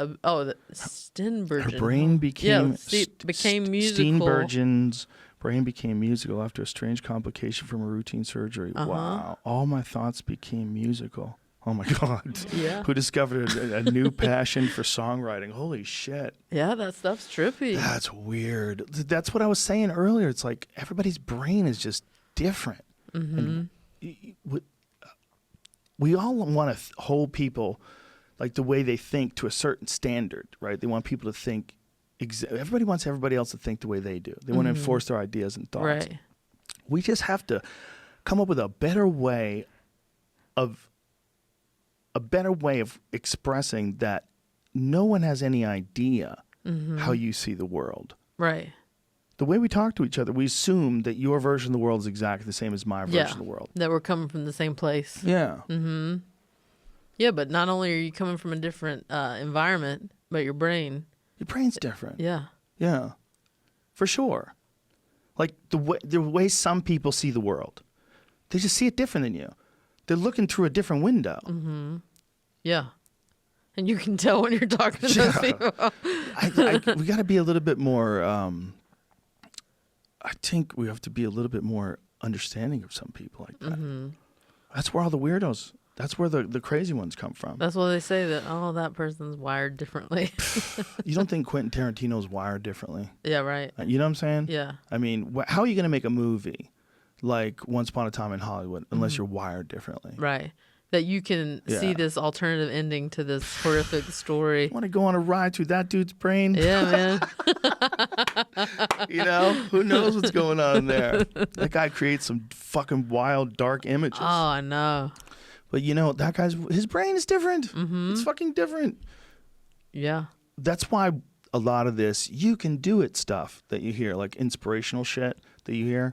Like, you can do anything. Just set your mind to it. But not always. Not everybody. No, not really. Just like, Well, you want to think positive. That's always, like, if you can, think on the positive side. But not everybody can physically do everything. You should definitely think positive in terms of energy, in terms of the way you view people and accept the moments. But you shouldn't think positive in terms of you can do something that's not physically possible. Yeah, you shouldn't jump on a moving vehicle. Yeah, you shouldn't. Like, if I decided at 52 I want to play football in the NFL. Right. That's not physically possible. It's literally not physically possible. You might be wired different after that. Well, I'd be wired different for sure. I'd be wired up. My career would last 10 seconds. Oh, my God. If I was lucky, and that would be it. Yeah. That is just physical reality. It doesn't matter how much positive thinking I do. Right. It's not going to change There's facts. no changing. I'm not winning any sprinting contests. I can't dunk. There's nothing special happening here. Yeah. Like that's physical reality. It doesn't matter how much positive thinking I ever have. Oh, for sure. That's where people get weird. It's that's like when people who don't believe in science, someone gets sick, they go, we'll pray that it will take it away. You go, okay, well, listen, I'm not knocking praying, pray all day. But at some point, this person needs medicine, God invented people figured out medicine. God made medicine. Just take the medicine. Just take the medicine. Jesus Christ. Just people that are studying their entire lives to try to figure out how to fix you. Mm-hmm. They're not always right, but they're right way more than you are, or naturopaths, or... Sometimes you just need medicine. I'm sure there's real naturopaths out there. I'm sure there are. But just the term makes me go, what are you doing? Did you go to real school for that? Naturopath, I'm sure, is a real thing. But for sure, also, there's a lot of people that are like kind of faking that thing. Yeah, that like they don't telling you how to heal yourself and telling you what herbs to take. Like, hey, where's the evidence? Right. Where's the evidence these herbs are doing jack shit? They're like, just drink celery juice. Like homeopathy? That's nonsense, right? Isn't it? I don't know. Has that been proved to be nonsense? I don't know much about it. Homeopathic medicine? Right. There's a certain amount of you just believing you got some medicine. Mm-hmm. Right? Yeah. Well, like the placebo effect? Yeah. Yeah. For sure. There's a certain amount of that. I mean, if you take something that's like sugar pills, and you definitely feel like it made a big difference to your illness took a turn for the better. You just immediately start thinking that. But we know that's not possible. There's no good quality evidence that homeopathy is an effective treatment for these or any other health conditions. Some practitioners also claim homeopathy can prevent malaria or other diseases. There's no evidence to support this and no scientifically plausible way that homeopathy can prevent diseases. NHS UK. Yeah. That's those English people, though. They're probably trying to save money on their socialized medicine. Kidding. I think if you believe that, eating walnuts is gonna make you feel like you have more energy and feel pure, and someone tells you and convinces you eat those walnuts, you'll start feeling different. For sure. You'll decide you feel different. And I don't know what percentage of people. You're not going to get the really skeptical people. Yeah. the real cynical people. But for some people, you give them some sugar pills and it'll work if they really believe it works. We don't even know why that is. I mean, we don't know. They don't understand the placebo effect. Yeah. I mean, it's real. It's measurable. And I think depending upon how much you buy into it, I bet that has a big impact on the effectiveness of it. Oh, for sure. Because if you buy in 100%, you do, I think, feel that change. But if you're like, yeah, this is not going to do anything. Yeah. It's not going to be the same. It's almost like some religions that's what they are. They're a theological sugar pill. Like some religions are just, if you believe... If you just really believe, you get rewarded. If you really believe, and that's like that's the pull of a cult, right? That's how you start any wacky cult. Oh, well, you got to really believe. Do you really believe? I believe too. We all believe together. Right. Oh my God, we're so connected. We all believe together. And they're saying they got the answer. Oh, you got the answer? Yeah. Well, then, and that's also how you get people to, the churches that do the tithing. Yes, it's beautiful. 10%, bitch. Give us 10%. That's a good amount of money. Man, isn't that's it? a big chunk of change. It's a good slice of cash. Yeah. That's a good slice of cash right there. I know Mormons tithe. Is that still a thing in other churches? Yeah. Some Christian religions definitely do it. Yeah, tithe. 10%. Man. That's a lot of money. Yeah, especially if you're an entertainer and you're giving your agent 10 and your manager 10. Yeah. It's I don't know if Jesus would have wanted you to give payments like that. Yeah. I don't think he would have. See, as Methodists, we just passed the collection plate, and if you put $1, how's that different than a 20? You're just like, I gave something. Wouldn't Jesus be just happy that I made the effort? Yeah, it's almost like they should just charge a membership fee. Like stop fucking around. Like, do you get more prayers if you put in a 20? That's a good question. I bet you do. I bet you get preferential treatment. Yeah. Is it like raffle ticket? Is it like raffle tickets? Yes, it's like raffle tickets. Yes, the more... I would like $20 worth of prayers. Well, do you remember when preachers, these late night preachers, they came up with this really dastardly move? And the really dastardly move was to convince poor people to send them all of their money, and that God would return it tenfold or twofold or whatever it is. And they had all these different stories of all these poor, gullible people that they were telling. I mean, I don't know who was doing the stories where they would tell the success stories. Right. I did this and this happened to me and I made so much money afterwards and now we have a house and we have a car. And they get these people convinced that if I just send my last remaining, imagine targeting people's last remaining dollars. There's a special place in hell. That's not some of that televangelist stuff is, really preyed on that, especially back in the day. It was like you said, those commercials, look at what they have because they did this for the church, for us. It's crazy. Meanwhile, the preachers are flying in from jets. There was a preacher, I think I heard it on Stern, there was a preacher that told the church flat out, I need another plane. I need you to donate money. You're like, what? That's crazy. A bunch of them have done that, yeah. And there was one, it was a woman interviewed this preacher as he was getting into his limo, just getting off his plane. She asked him, is it because you think poor people are demons? Because God. He had said something crazy about he doesn't want to fly commercially with all those demons. Oh, my God. He's like, AKA poor people. Yeah, this is the guy. Oh, man. And he says, don't you say that. Don't you say I said that. Like me, he got like serious with her, pointed in her face, and it was very scary. Man, that was all the rage. Because I'm from outside of Charlotte. It was Tammy Faye and Jim Baker. Jim Baker just had to be shut down. He was selling some fake coronavirus shit. He went to prison, right? He's out now. He's out and about, making things happen. He had a fake coronavirus thing that apparently he got busted for. They told him to stop selling that. Yeah. Sued. Yeah. Oh, man. There it is. Missouri Attorney General sues Jim Baker over misleading coronavirus cure claims. Oh, that just came out. Bro. That's what he looks like now? He looks great. Gosh. Yeah, he looks great. This is the best he's looked in years. Oh, he was selling it on his website. 120. Totally eliminated kills it, deactivates it. That's what it said. I love when guys go to prison for being shady and they're like, not stopping. Look at that. The product is $125 on the show's website. So he's saying he's got a $125 cure for the coronavirus. It does not exist. That looks like cleaning product. Oh my God. Is that cleaning product? They're selling them Drano. Drink Drano. He just took the label sanitizer. Off. Just drink this hand sanitizer. When you throw up, that's the demon coming out of you. Oh my gosh! I didn't know he was still wheeling and dealing. Like, still wheeling and dealing. Is he still preaching? I think he is. Yeah, I think he has a TV show. Well, he's out there rocking it. Oh, he does. The Jim Baker Show. Kapow! Shout out to the Jim Baker Show. Yeah, North Carolina. I don't know. Imagine if he really did have the cure and we were mocking it. I know, and he's like, "You assholes." What if there was like one scientist that lives in the woods, and he brought the guy in, and the guy had the cure, and they figured it out, and it worked.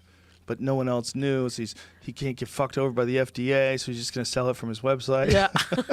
He's like, I tried to tell you. I thought I sold it for a deal. What if Jim Baker becomes the king of the world? He's the only one left. Everyone else is like, we don't have the cure. We don't have a vaccine. It's just him and his believers. Yeah. Right? Damn. We'll find out. Tune in. Tune in, folks. Man. Tune in next week. But I miss Tammy Faye. Rest in peace. She was a wild one, huh? Anybody that gets their makeup tattooed on. Did she get her tattooed on, the whole deal? I'm pretty sure, yeah. That's a risky move. All that eye makeup. Wow. You letting somebody drill ink into your eyelids. Woo! I think it's like become... Like, more women do it than you think. It's just that they do a lot better job now. They have, like, better tools and techniques. So people get them tattooed on, but you can't tell. I think we're 1 or 2 generations from them being able to do whatever the fuck you want. Right. What do you want your face to look like? Go to, like, a thing. Yeah. And, 1 or 2 generations, like 50 years from now. But, you know, like, I feel like with that, you know, people can change their face so much already. It takes out some of that. When people fix certain things, they take away what was unique about them. Yeah. You know? Jennifer Grey. Dirty Dancing. Yeah, she had sometimes that nose. People fuck up. Yeah. Yeah. And you, with your face, you can't really go back. Yeah, it's hard, right? You can't be like... Lips are real hard. My bad. Yeah. You know, some gals got convinced that they needed to get their lips thicker, and so they had surgeries on them, or had their lips opened up. Yeah. Oh. Yeah. It's so painful. Yeah. And, you know, so you can get scar tissue anytime you have surgeries. You get weird spots. That's why I became a comedian. That's why? You didn't want to get your lips done? Lips are weird, too, if they don't match your face. Yeah. Immediately, you're like, what's happening here? Mm-hmm. It's just, the ratio's off. Yeah. You know? But I think that people thought because they could do it with tits, why can't they do it with lips? Like, let's keep this party rolling. Let's make everything ridiculous. Like, ridiculous tits. We were like, okay, we're in. I've heard that small boobs are in. They're back. That's the word on the street. I'm off the market, so I haven't been testing it.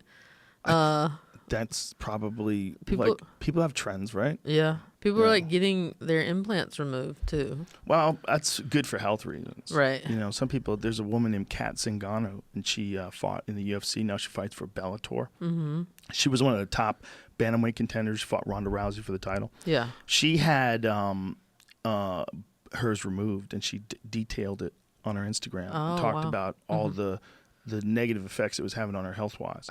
Now once she got them removed, she felt infinitely better. Well, especially the old implants, you know, were leaking, and a lot of people were getting sick from it. Yeah. But the problem is, apparently, it's just like everything else, like stuff we were talking about earlier. Some people have a reaction to it, and some people don't. Exactly. Right. For some people, it's like, for whatever reason, their body rejects it, and it creates like an what's that word? Immunological? Is that the word? Immunological? Sounds right. A response by their immune system. It creates inflammation. Like, some people have real problems with it. Yeah. You know? Well, the trend right now, small boobs, big butts. Wow. That's what I've heard. Interesting. I'm not on the like a track star. Yeah. That's the Yeah, pretty much. Makes sense. We need to streamline for when our society collapses. We have to go back to living in the forest. Oh man, Mad Max style. I don't want to live in the forest. This is the like. If this coronavirus turns out to be just like the flu, and everybody just gets the flu, I hope that's the case. But we got to be really prepared for a real one. Right. Really prepared for like a plague. Yeah. Well, because you're seeing how fast even this is spreading. Not just that, but how underprepared we are. Right. Right? I say we, as if I'm out there doing science. Well, you gotta have... We need funding. Well, you gotta have tests. We don't have the tests. I think we need to pay way more attention to this shit. I don't know I have no idea if they're underfunded or if it's a matter of scientific innovation, like how much time it takes to figure out a new, better way to protect from these diseases. Or if he was talking about some of the existing vaccines that they could have possibly worked on to make a vaccine for a coronavirus, and they never bothered doing it after SARS, apparently, which is another coronavirus type thing, like animal to person type thing. Well, there's a lot. I think apparently a lot of them are like that, including the flu. Yeah, a lot of them are people get it from like pigs. That's the swine flu, birds, avian flu, right? Yeah, that's it jumps from the animals to us, and we get sick as fuck. Yeah. Well, spooky shit. It's really scary because you're already dealing with like life, right? And then you're like, oh, you need a plague is rolling through the land. Yeah, you keep hearing the words pandemic, and it's also, this is my take on it. Like the way we look at it we look at it like it makes sense because we know about colds. We know colds kill people. We know diseases kill people. So it seems to make sense. But if those were demons and not diseases, do you know how terrifying the world would be? If like all the people that are dying of diseases were really just dying of demons. That would be scary. I would buy that $125 thing Jim Baker was selling. But why is it less scary to have them die of disease than it is for them to die from demons if they're both just going to kill you? Why are we, you know what I'm saying? If we just looked at diseases like demons, there's a fucking holy war going on out there. There's a holy war going on out there. The demons are trying to get us. I'd be in trouble. But instead, we're like, oh no, it's just COVID-19. Stop. It's a demon. Yeah. You guys are mislabeling these diseases. They're all demons. You're like, can I take vitamin C for that? We should treat healthcare in this country the same way we would treat fighting demons. Well, how do you even fight demons? Don't they have isn't there a path to fight most of those demons? Like silver bullet, fucking stake through the heart. Well, that's a werewolf. Well, we haven't put enough money into fighting the demons. We've accepted a certain amount of loss to the demons every year. Imagine if that was it. Like, we would be so angry at our leadership. You fuck! You're invading Afghanistan. You haven't done shit for the demons at home. Everyone's dying. Demons are claiming everyone. Like, how many people die of disease in this country every year? A lot. A lot, right? Like a lot of young kids and old folks die from the flu. That happens. And is heart disease like the worst one? I'm sure. Yeah, but it's not a disease. That's what I said, but general, like you mean like a contagious I mean like something. disease? I mean like something that you like catch. You come down with something. Yeah, right. Because cancer is a disease too, and a lot of people get cancer. You know, if we've thought about all that shit like demons, we'd be working harder to fight it. I never. There's a holy war. There's a fucking holy war out there. But how do we find it? I don't know. It's not a coronavirus. It's a fucking demon. Yeah. And that's what we got to call it. Maybe it's a bitch ass demon. It's only going to kill people with lung problems. Right. You know, it's not strong, like a strong demon, like the Spanish flu or shape-shifting demon. Oh, dude, maybe. El Cuco. A shapeshifter. Like The Outsider. You watching that show? No, but I've heard it's awesome. Very good. I'm deep in. Yeah. Is there only 10 episodes? Yeah, it's over. It's over. Oh, man. I didn't get to the end. These good shows do like 8 or 10 episodes. You're like, oh, well, this one can easily make a comeback. Yeah. Yeah, easily. It's open. It's really good. It's a really good show. It's just a really well done horror show. Really? It's a Stephen King. It's based on a Stephen King book. Oh, that's cool. Or is it? Did he write it? Did he write? Is it based on a novel or is it something? I know it's his writing. I believe so. Yeah, he does that a lot. He gives his stories out for young directors to make projects with. Oh, that's cool. They nailed it. Yeah. Yeah, it's really cool. Where's HBO. it playing? HBO. It's really good. Yeah. But HBO does that thing where they make you fucking wait. Oh, long time. They make you wait a week. Yeah. What's with the waiting? It feels like forever. Streaming. Catch up, bitch. Streaming. It's only streaming. I know. That's you can't go back to like 8 p.m. Here, tune in. I know. It's to wait a week for these shows it feels like silly. A month. Well, they also have to give in to this idea of like this certain window of prime time. That certain window of prime time, which is, whatever the fuck it is. Right. 8 to 10. People want to watch whatever the fuck they want to watch. Yeah. They want to download it for their plane ride. Yeah. Netflix just jacked the whole system. There's like there's some gears. Netflix just like... yeah. Streaming just fucked everything over for these people that want you to tune in. Have you seen this show? Devs? What is it's it? made by your boy Alex Garland that did Ex Machina. Oh, I don't know this. It seems like it. This is just me guessing based off of the trailer. It just came out. It looks like it's about the people that make the simulation, sort of. Oh, show. Jesus! Yeah. That's what it looks too like. high for this, I'm making a guess. Jamie. It might not be what it is, but that's what it looks like. Jamie, I'm too high for this. I'm too high. It looks really fun. Nick Offerman is the. He's oh my God, he's I'm a really terrified. he's a good actor. Looks good. Just came out. Have you ever contemplated the idea of life as a simulation? No. Have you ever heard of simulation theory? That's what they're talking about. Like that there would be like the Matrix type thing? Exactly. Yeah. Exactly. Oh. Ooh. I don't know about that. Fucking Elon Musk believes it. Really? Yes. He said if you had one question, what did he say? He would want to know what's behind the simulation or what's beyond the simulation. You mean like who's controlling it? That was like his one question he would want to have answered. Right. What's on the other side? Yeah. Yeah. Like who's controlling the simulation? What's beyond the simulation, I think was his quote. Right. Yeah, so he believes he's said that it's possible. And then if you talk to some scientists that have tried to study this, like look at it objectively, they think it's more probable that we are living in a simulation than not. Yeah, but it would be like, the question really is what, because it can't just exist, right? Right. Like eventually it's going to be here, right? This is what we all agree. Eventually there's going to come a time where if you think about what you can do now, have you ever fucked around with one of those like HTC Vives? Oh, the Oculus. Yeah, have you done the Oculus thing? Mm-hmm. The Oculus one is pretty sweet because it's just a headset, and it plugs into a laptop or the iPad rather. Mm-hmm. So the iPad's sitting there, plugged in, and you step away from it, and you're in this fucking world. Yeah, you're in a world, a whole other place. Yeah, you can play all these games. There's boxing games. There's games with swords and shit, and you're swiping at like geometric patterns that are flying by you, and you're playing drums on them. And it's so realistic. So realistic, and this is at its infancy. Mm-hmm. Like we know for sure. If they keep going with that, think about what a movie used to look like in 1930. It was so ridiculous. Right. Like, watch King Kong.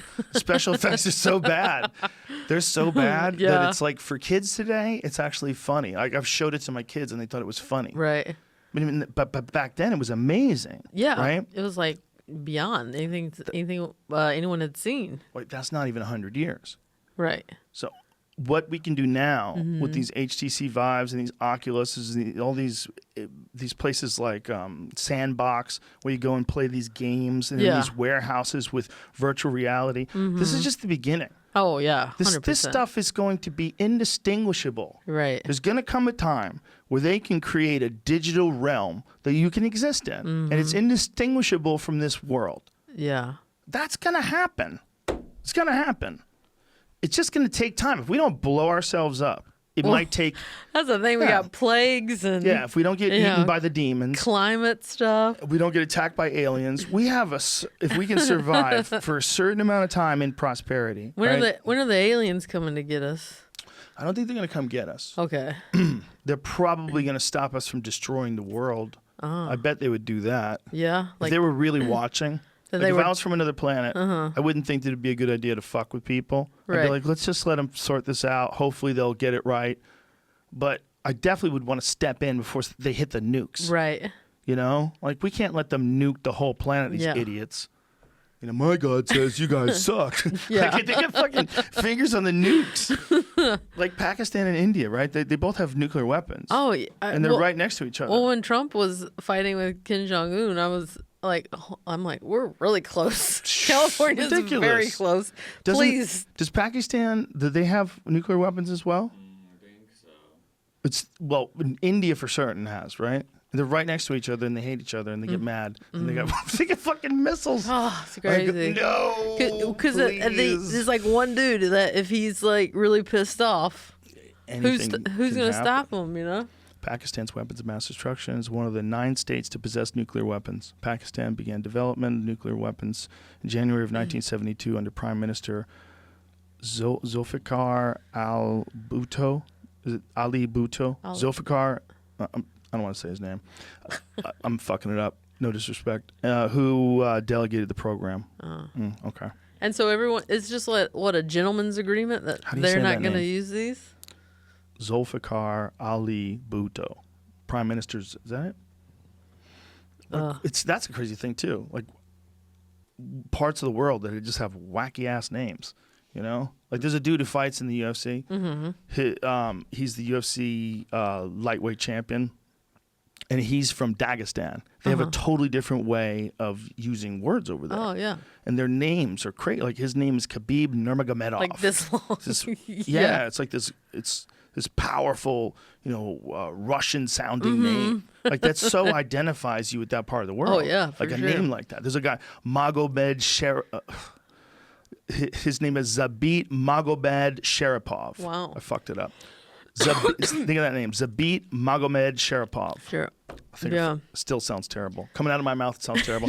Incredible fighter. And he's from that part of the world, too. There he is. Magomed Sharipov. Look at that long name. Like, that name shows you that it's that part of the world. It's like, but Mike Jones. Hi, I'm Jim Smith. Yeah. That's so American, right?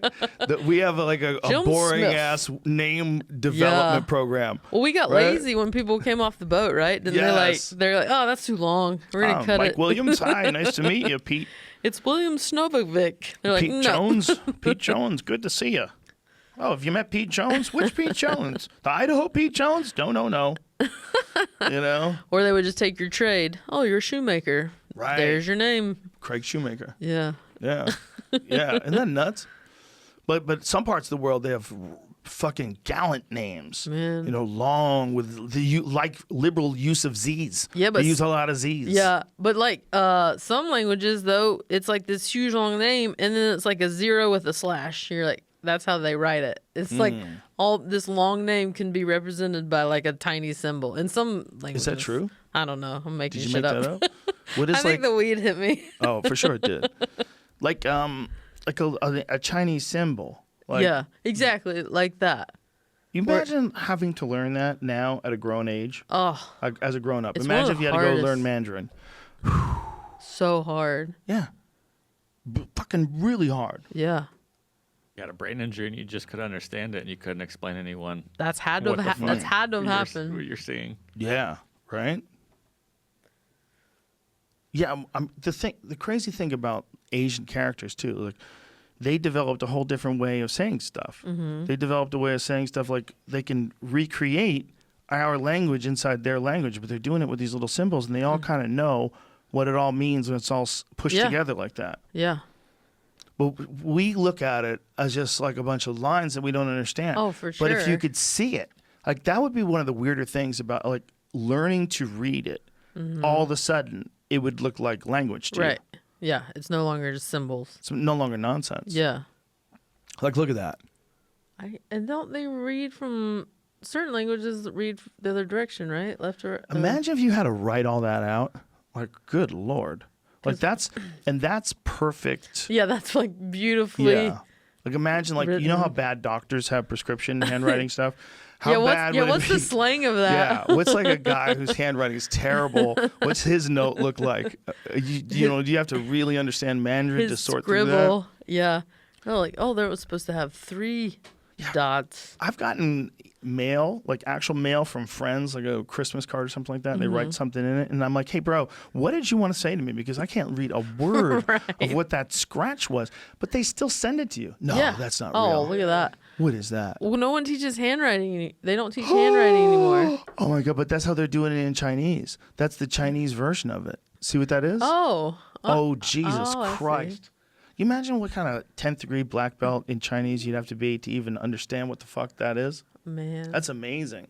Of course, though, it just makes sense if we were thinking that people have terrible handwriting in English. Why wouldn't they have terrible handwriting in Chinese? For sure. Yeah, I mean, that's illegible.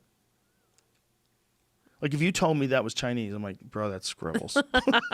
Right? For sure. Yeah, it looks like bad cursive. Okay, that kind of looks like Chinese. But wow, look how everything flows. And it's on top of each other. Bro, it looks like letters that are being attacked by a tornado. Doesn't it? It looks like letters that are all being attacked by cartoon tornadoes. And squiggly lines at the bottom. Everything's a tornado attack. It's a complicated language, though. It's so much more interesting than ours. I'm so bummed out that I'm too stupid to learn it at this day and age. I mean, just to learn Spanish, I don't have the time. Is hard. Spanish is useful, though. There's way more Spanish people over here. Of course. Way more Spanish-speaking people But it's over here. not near... It's the beauty of Spanish is that things sound like they're spelled. The hard part of the English language is so many things are not pronounced how they're spelled. Yeah. So Spanish is very literal. Yeah. And Spanish is all using the same letters that we use. You know, like if you had to learn Russian, like, oof. Yeah. God You're damn. jumping to a different It's a different system, alphabet. yeah. There's a bunch of those little weird Russian symbols. You're like, what is that? Yeah. But that must be how a Russian looks at English if they don't speak it. But the thing is about other countries, a lot of them are bilingual. Oh yeah, we're way behind with that stuff. Way behind. I lived in Spain for a year, and everybody there spoke 2 languages. Really? At minimum, and a lot of them were coming from other countries, and they spoke multiple languages there. I wonder if that's one of the things that makes places like Italy or countries like that like a little bit more like artistically sophisticated still. Maybe it's the fact that everybody knows more than one language. I wonder if their brains just work a little better from doing that, processing 2 languages. Like, think about all the weird... Like, every time I visited Italy, I'm like, how did all this art come out of this one place? Right. I know a lot of it they stole from other spots when they were the Romans. But just the shit that they made, for sure, in Italy. It's like, this one little country? Yeah. How the fuck did you guys do this? They had really good coffee. But my argument falls apart under scrutiny because they just spoke Italian back then, right? They didn't speak English back then, did they? I don't think so. They probably never made contact with each other like they do now. But like even now, you'll go to like a gelato shop, and the cashier's like fluent in like Italian and English. You're like, you could make $1 gazillion in being a translator, but they're just like, oh, we all know 2 languages. That's just how it is. Yeah, some of them are perfect. But it's like such a valued skill, and rare. And I don't even think they even know how much that they have, like what value they have in them. I used to know this dude that I used to do Taekwondo with, and he was an international shipment guy. He would get things in other countries and bring them back to America and sell them. And this is like pre-internet, man. Like, I used to deliver pizzas with this dude when he was trying to start his business up.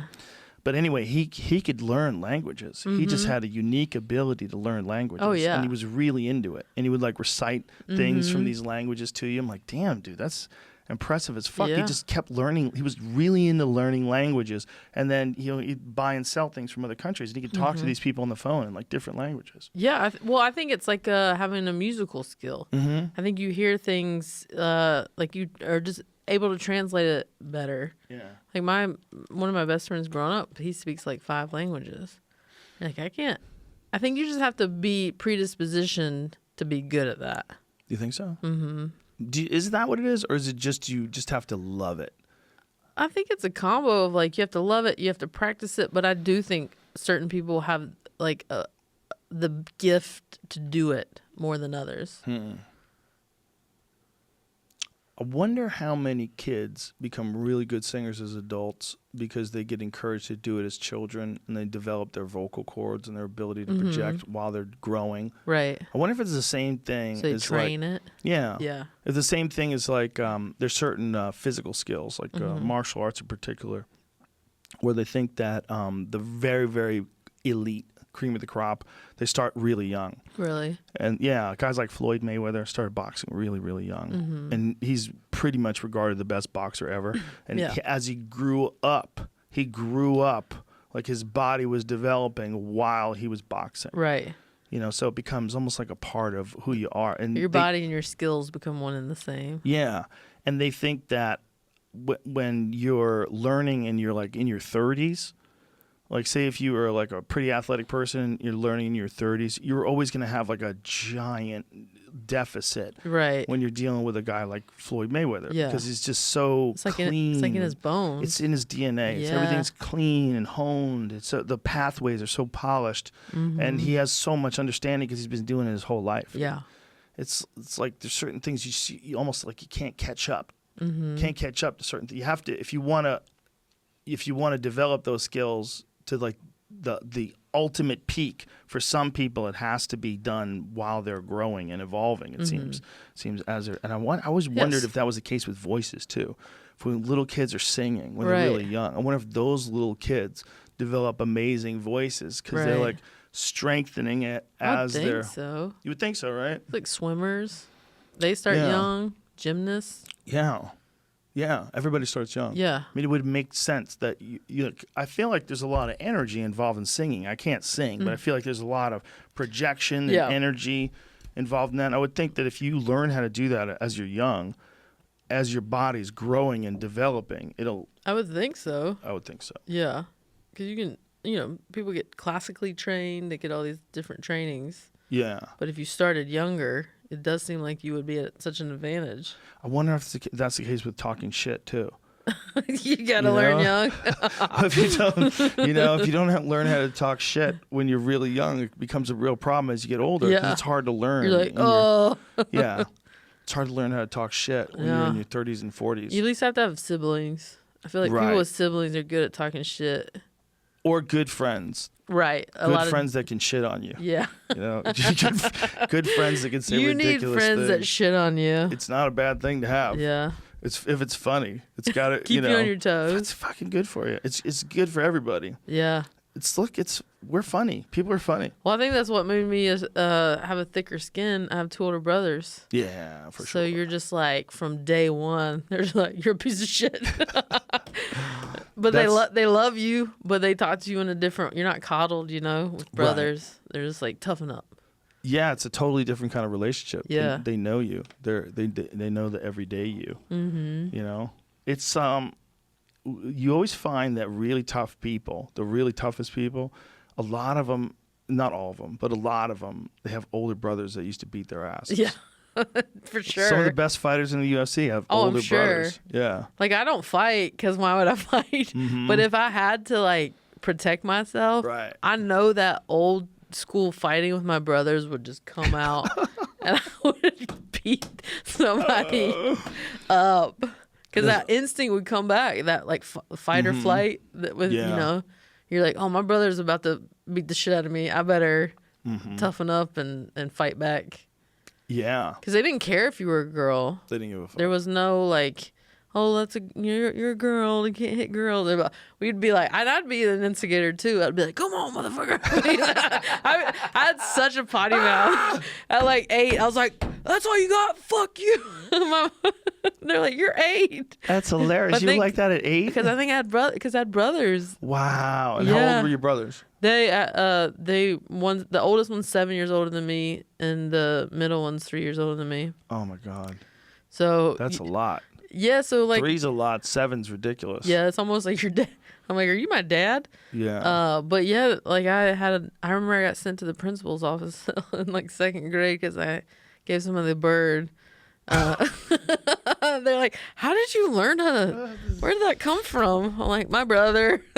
That's hilarious. Yeah. That makes sense. That would lead you to comedy. They turned into really good guys, but when they were young, I heard stories when they would walk past. That was back when people would keep their doors open in our little town. Everyone would see my brothers coming and would shut their doors. They were the Rugrats of the neighborhood. So I just learned to be, a little feisty. Do you think that helps you in comedy?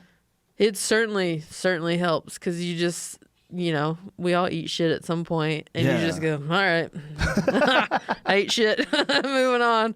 But that's the hardest thing for people to take, right? Yeah. Oftentimes. Well, it's hard because you're like, it's just you and a microphone. If you're bombing, it's you. You gotta sweat through it. Yeah. And I mean, it certainly helps with like, social media that we talked about is brutal at times.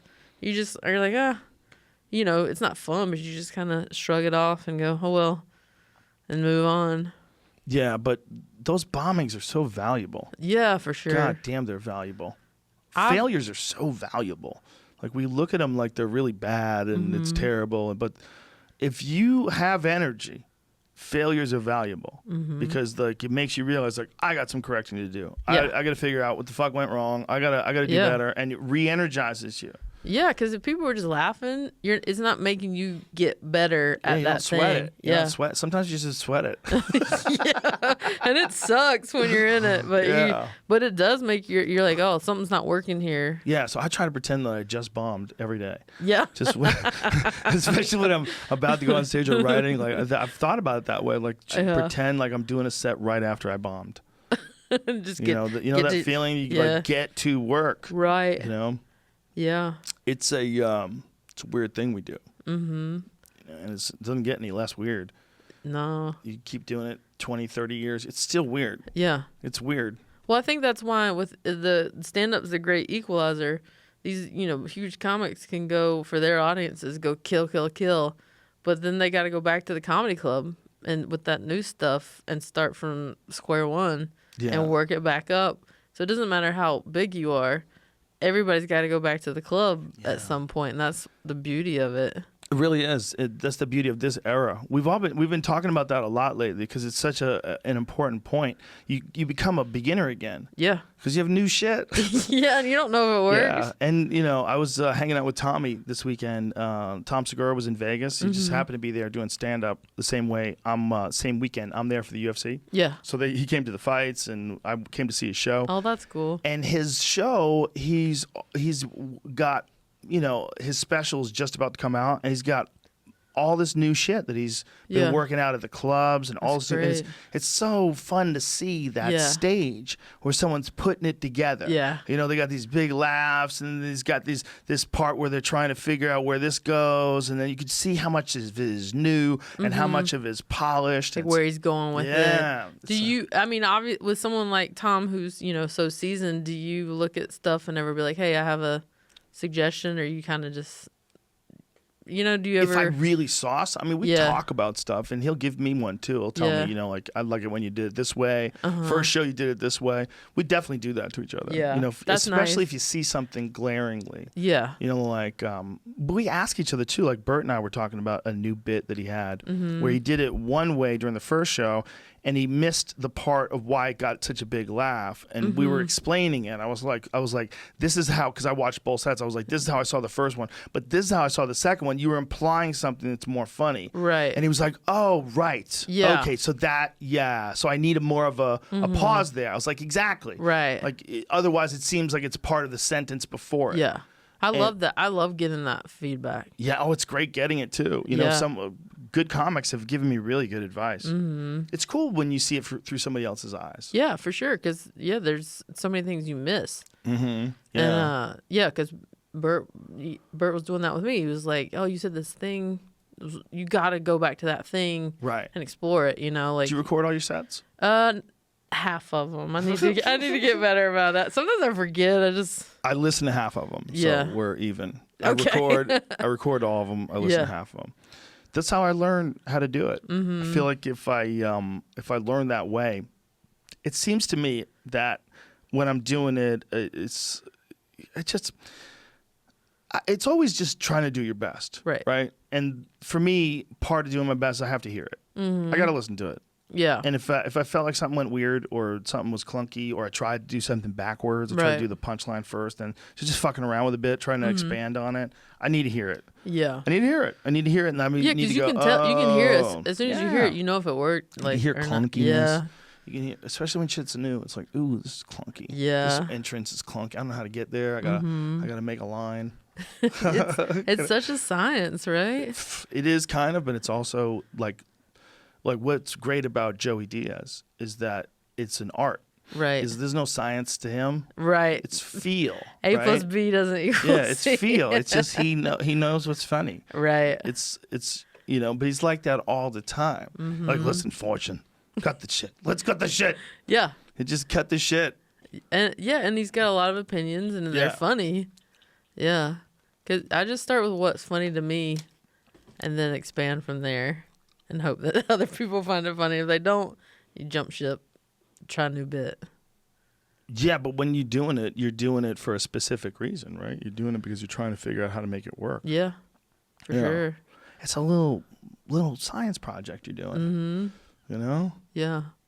It's kind of crazy. Well, because you know that certain stories from your life or family or whatever are funny. Yeah. Sometimes, like, we're like, but how do I get that across? And it not be a you had to be there moment. You know what I mean? Yeah. Like, how do you make the audience be there? That's the part for me that's always like what I'm aiming for. Yeah. I don't want them to go away going, oh, I guess you had to be there to find that funny. I want them to be like, oh, I felt like I was in that moment with you watching it happen. I like that. Yeah. Well, that's just a really good joke, right? I always say that most jokes that you see recorded, it's probably 70% as funny as it was if you were there. Right. Do you feel like that's accurate? For sure. Yeah, because there's a feeling that you get when you're laughing with people. There's a communal feeling, too, that's fun about being in the audience. Yeah, a bunch of strangers it brings it around. out of you, too. Yeah, it's fun. Yeah. It's fucking fun. It's fun. Part of the fun of what we do is the fact that we do it in front of an audience. And everybody's 100%. jazzing off the experience. Everybody's having a good time. And the audience can control so much of the mood of the show. Yes, you know? For sure. When you're live, or you're watching it at home, rather, you're just getting a ghost. Yeah. You're getting a ghost of that night. You're right. You know, you're not getting the full juice. A simulation. So if you think someone's funny, what I'm saying is if someone thinks you're funny from Netflix, and I'm sure they will, you're more funny. Right. On top of that. You're more funny on top of that in real life. 100%. Yeah, it's just... Because there's a magic with a lot of people, yeah. you know, that you watch them live, you're like, oh my God. It's one of the cool things about what we do is that it has to be done live, and then it has to learn. You have to learn how to do it live. Yeah. You got to practice it live. Yeah. People know what's going on now, though. You know, they know you're doing that. Before, like when people would come to see you, they wanted every bit to be, polished and done and ready. But now they know that if you come to the Tuesday night to the Comedy Store, there's going to be some clunky premises tossed about. Yeah. You're like, you paid $15 for this ticket. This is what you're getting. Yeah, sometimes sometimes you have a new idea and you just get it off wrong right out of the gate, and you can't recover. Yeah. You can't recover. Your set just sucks. Yeah, for sure. You skid into home plate with one flat tire. You're like looking for that light. When's that? In. Who's next? Yeah. Then Joey comes and murders. How many nights a week are you going up? I've been hitting different clubs, probably 2 to 3 a week. Oh, that's cool. Yeah. But I don't go like to the Comedy Store every week. I'll change it up and do different shows around town. Yeah, what are the other spots you like to hit? I do Store, Laugh Factory, Improv. I hit up Flappers sometimes. Why not? Go to Flappers. It's a good place to work out. You ever do the Ice House? Yeah, do the Ice House. Love that place. Like alt shows, Largo here and there.